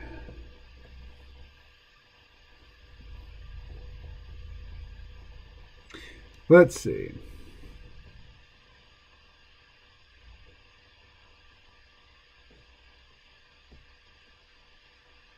Also Riley, but he is less respected as an artist in general, I think. Oh, neato, says Caleb.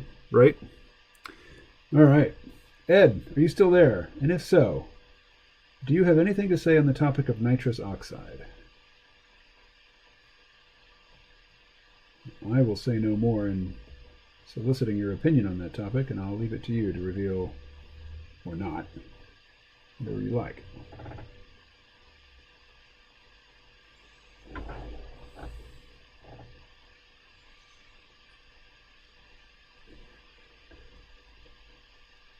Oh, yawn, yawn, yawn. All right, let's see. I just need to practice on the hat.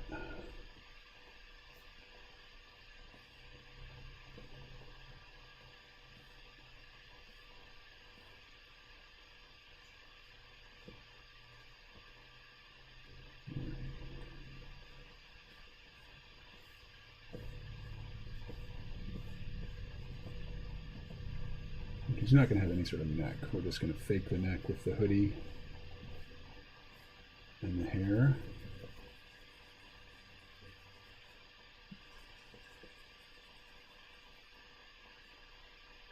I'm just going to close up here. Sunglasses.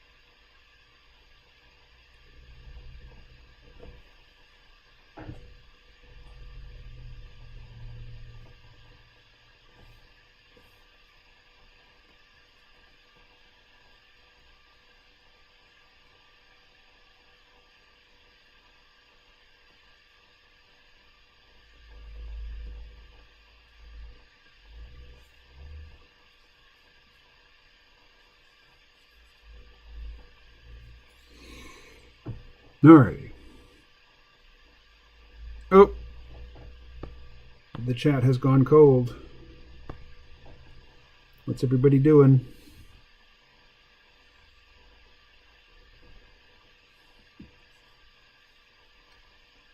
All right, let's see.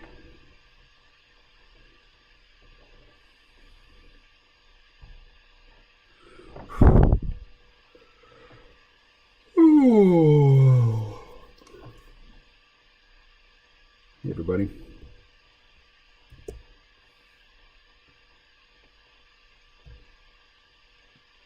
Here's yesterday's drawing.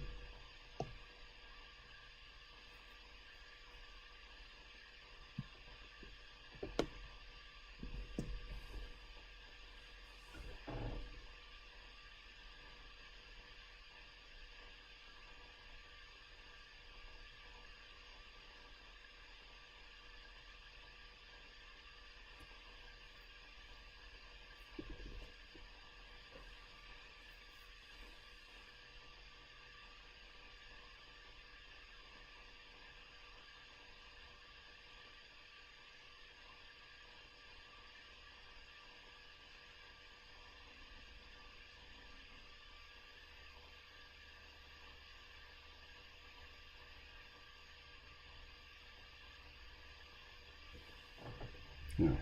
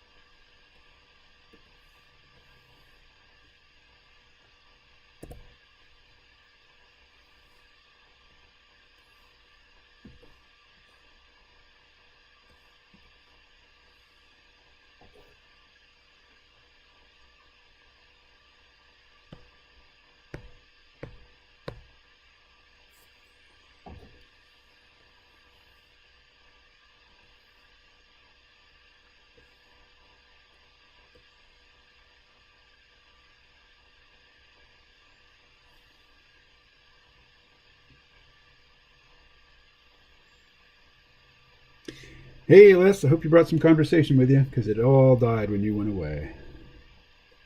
It's like That Prince song that most people think is a Sinead O'Connor song. Nothing compares to you. All the conversations that you left here in the chat all died when you went away. Servus Caleb. What is that, Latin? Let's see.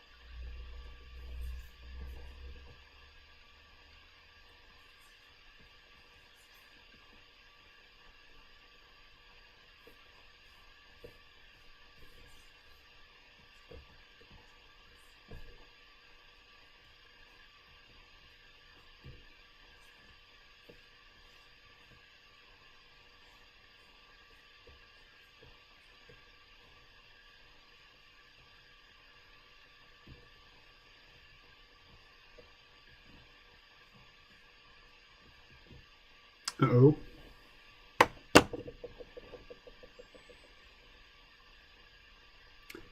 Service means hail. Servus in Polish. So, Les, I don't go by Kevin. People who call me Kevin are just demonstrating that they don't know me. I feel distanced from them when they just say it. So, anyway. Well, KMO, I was raised mostly by my mother, so I think my loquaciousness, emotionality, and otherwise poorly chosen histrionics stems from this association. My father is better measured. Good to hear. So, if that's addressed to me, I'm asking you to stop. I don't go by that name.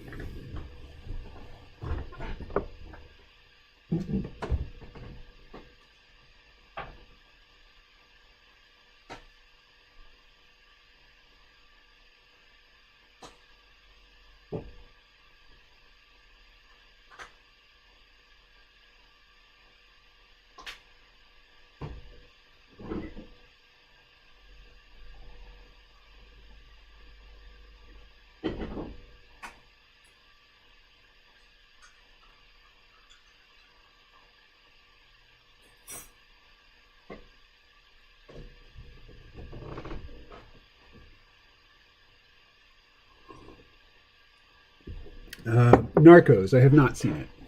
Do you recommend it?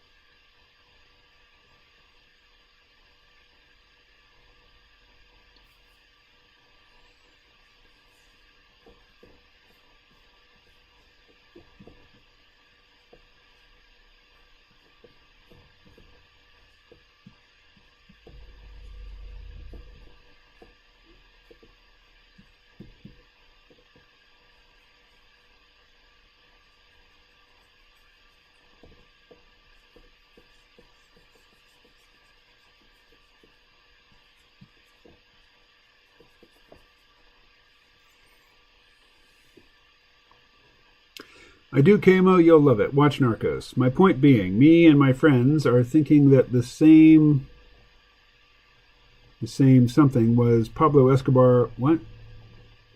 Me and my friends are thinking that the same was Pablo Escobar almost become president of a country. I think maybe there's some words missing from that.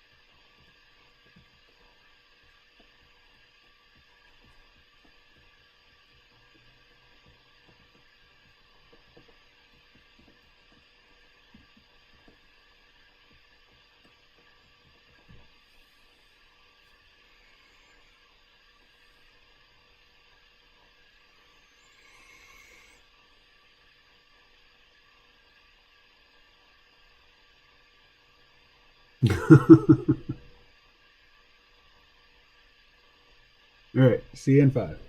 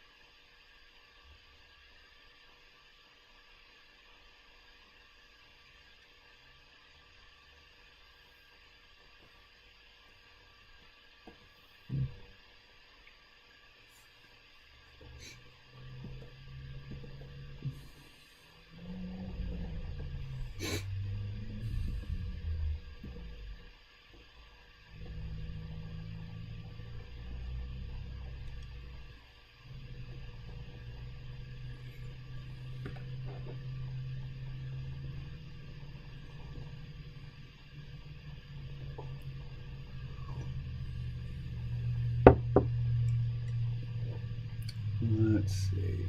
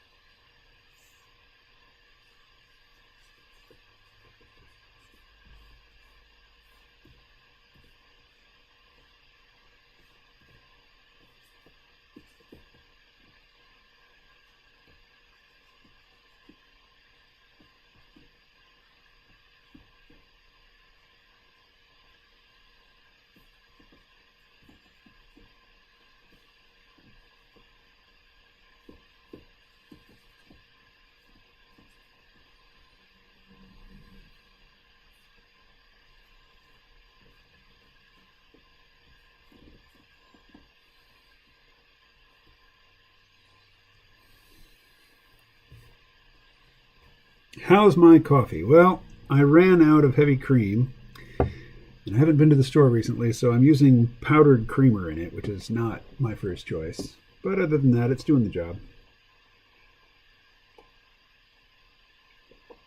Let's see. Back up a little. Okay, back. Indians used potlatch or potluck to bring communities together. The best one was he who could give the most and best away. In a tight-knit community, that's genius. I'm sipping Napoleon 1804. It's good. I don't even know what that is. What is Napoleon 1804? I'm assuming it's an alcoholic beverage of some sort. Is it a wine, port, brandy, some sort of hard liquor? What is it?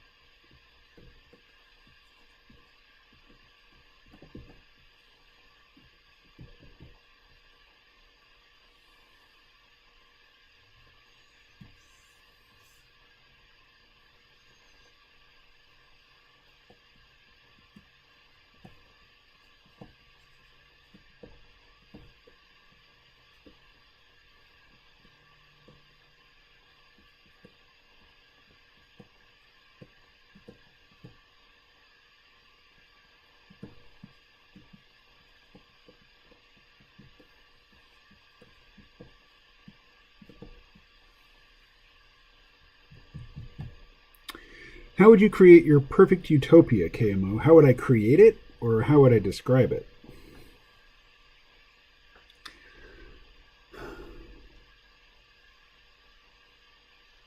Perfect utopia.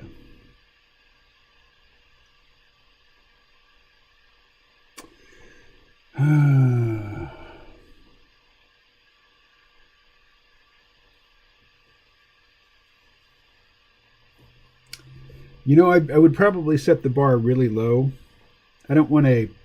I mean, sure, who wouldn't want to live in the pure land or heaven or whatever? But in terms of something that's actually achievable on Earth, I think just a floor of material support for everybody that they can't fall below, but also have some sort of structure whereby the more ambitious, competitive people can achieve a higher standard of material living.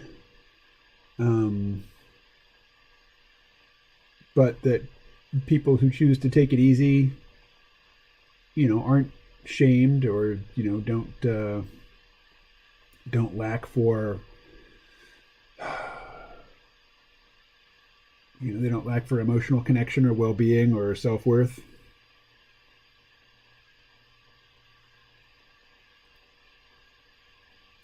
Create is too ambitious, but describe means you're a man of God.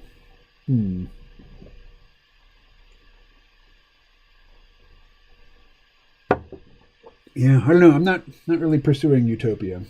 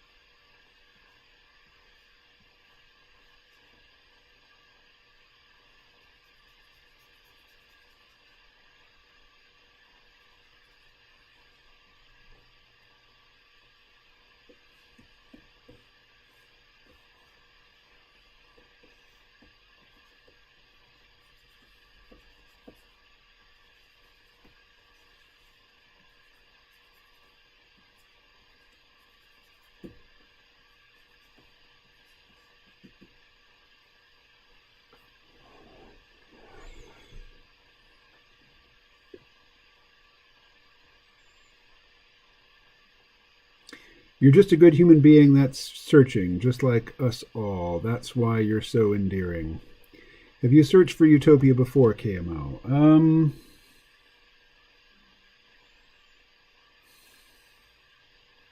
Not really. Even in my fantasy life, there's conflict.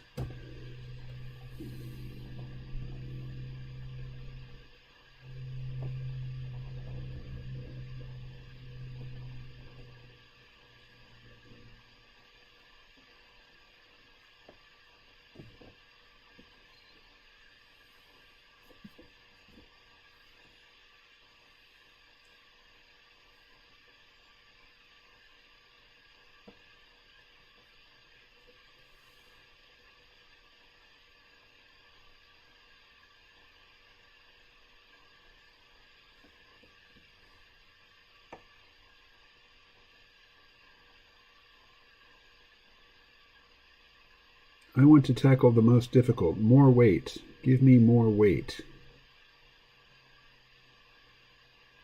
Yeah, I'm a little,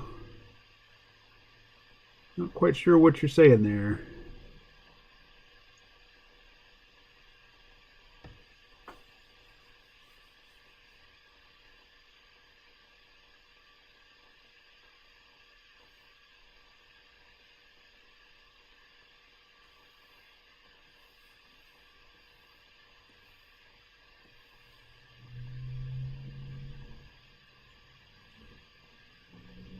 Conflict in fantasy life stems from what we watched and accepted. Maybe that's not the way.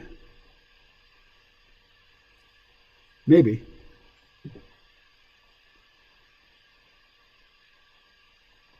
I mean, I imagine in a perfect material utopia where everybody's needs are met, if there is no outlet for the ambitious people, to get more and do more, then they'll probably escape into fantasy, and they'll probably be fantasies of conflict. Like, so many people today who live in pretty much, pretty peaceful industrialized countries, they play, I don't even know what the games are called. Call of Duty, Gears of War, Halo, Warhammer 40,000. There's all kinds of games that people play. People who, their material needs are basically met, but they don't have much, or they don't think they have much opportunity to do much more out in the real world, and they escape into fantasy, and those fantasies tend to be conflict oriented. And it's because, the difficulty of the game can adjust itself to your skill, and you can get the occasional hard-won victory and feel good about it.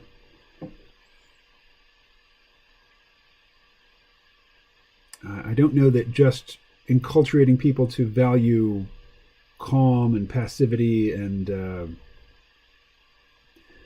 cooperation is really enough to take the competitive nature out of humanity. And I, personally don't feel any great need to remove the competitive nature from humanity. But if that's your goal, I think probably some sort of brain rewiring is going to be required.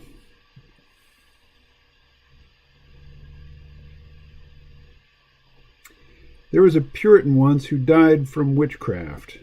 Jamestown, I think. So you have sons, I don't. I see it, and live it. I don't have a smartphone. I have a smartphone, and I rarely make phone calls with it. It's mostly a camera and a WhatsApp platform, and I mostly use it for usually the video camera, still camera, WhatsApp. I guess I look at Instagram with it. It's most handy when I'm not at home. When I'm at home, I have better devices. Like, I hate trying to type on a touchscreen, so I prefer to have a keyboard. So when I'm at home, if I want to type long messages, I certainly do it on the keyboard. But when I'm out traveling, it's great to have, Google Maps and the navigational aids that it provides. Are you pessimistic or optimistic? Well, as somebody who's identified as libertarian for decades, I don't anymore, but I did for decades, I'm quite used to left-wingers thinking that I'm right-wing and right-wingers thinking that I'm left-wing. So pessimists probably think that I'm a cockeyed, Pollyanna optimist, and the optimists probably think that I'm a nihilist.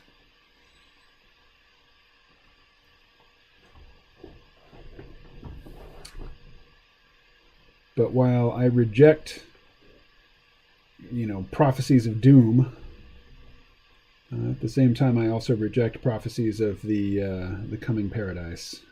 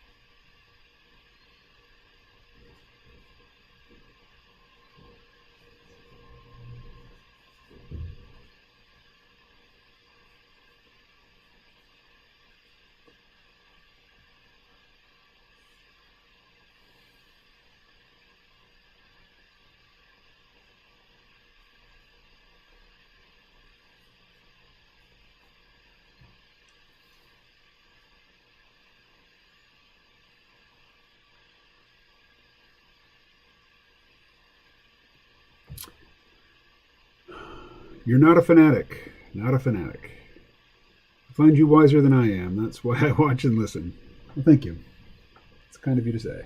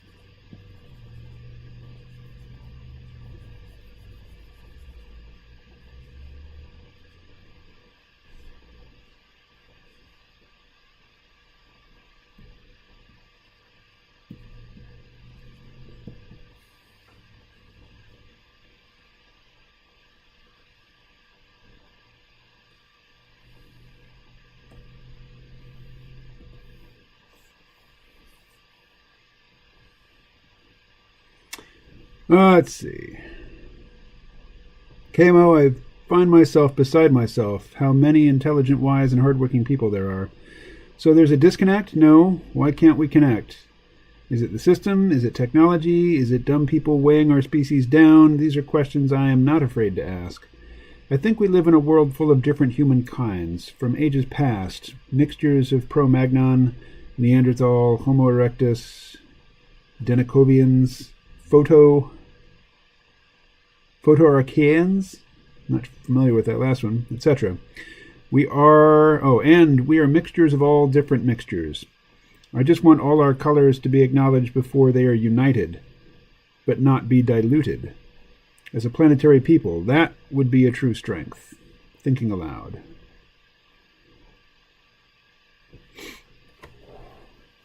Yeah.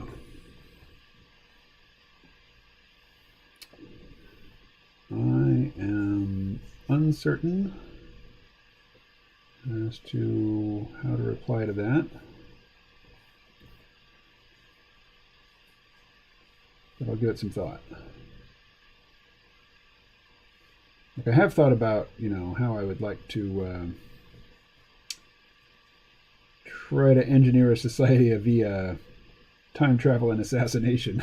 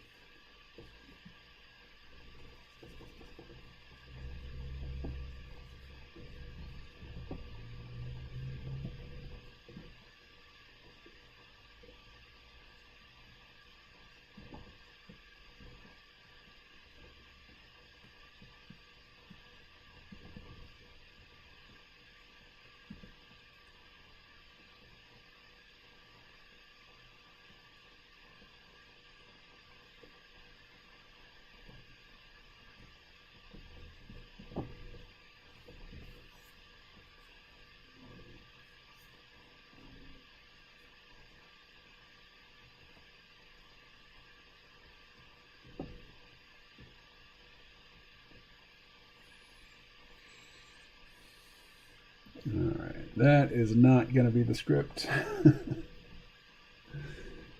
But it's giving me some food for thought. Hey, it's 502. Proto-Archaeus. All right, well, I'll look that up. But I'll look that up not while streaming. What the heck. Give it a few more minutes. Let's see.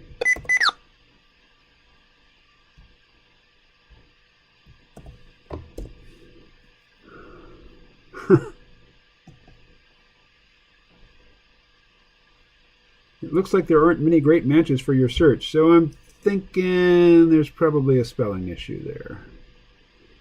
Time travel assassination, yeah, I tried to write a rebuttal as a devil's advocate that I am, and I realize it's to no avail. Well,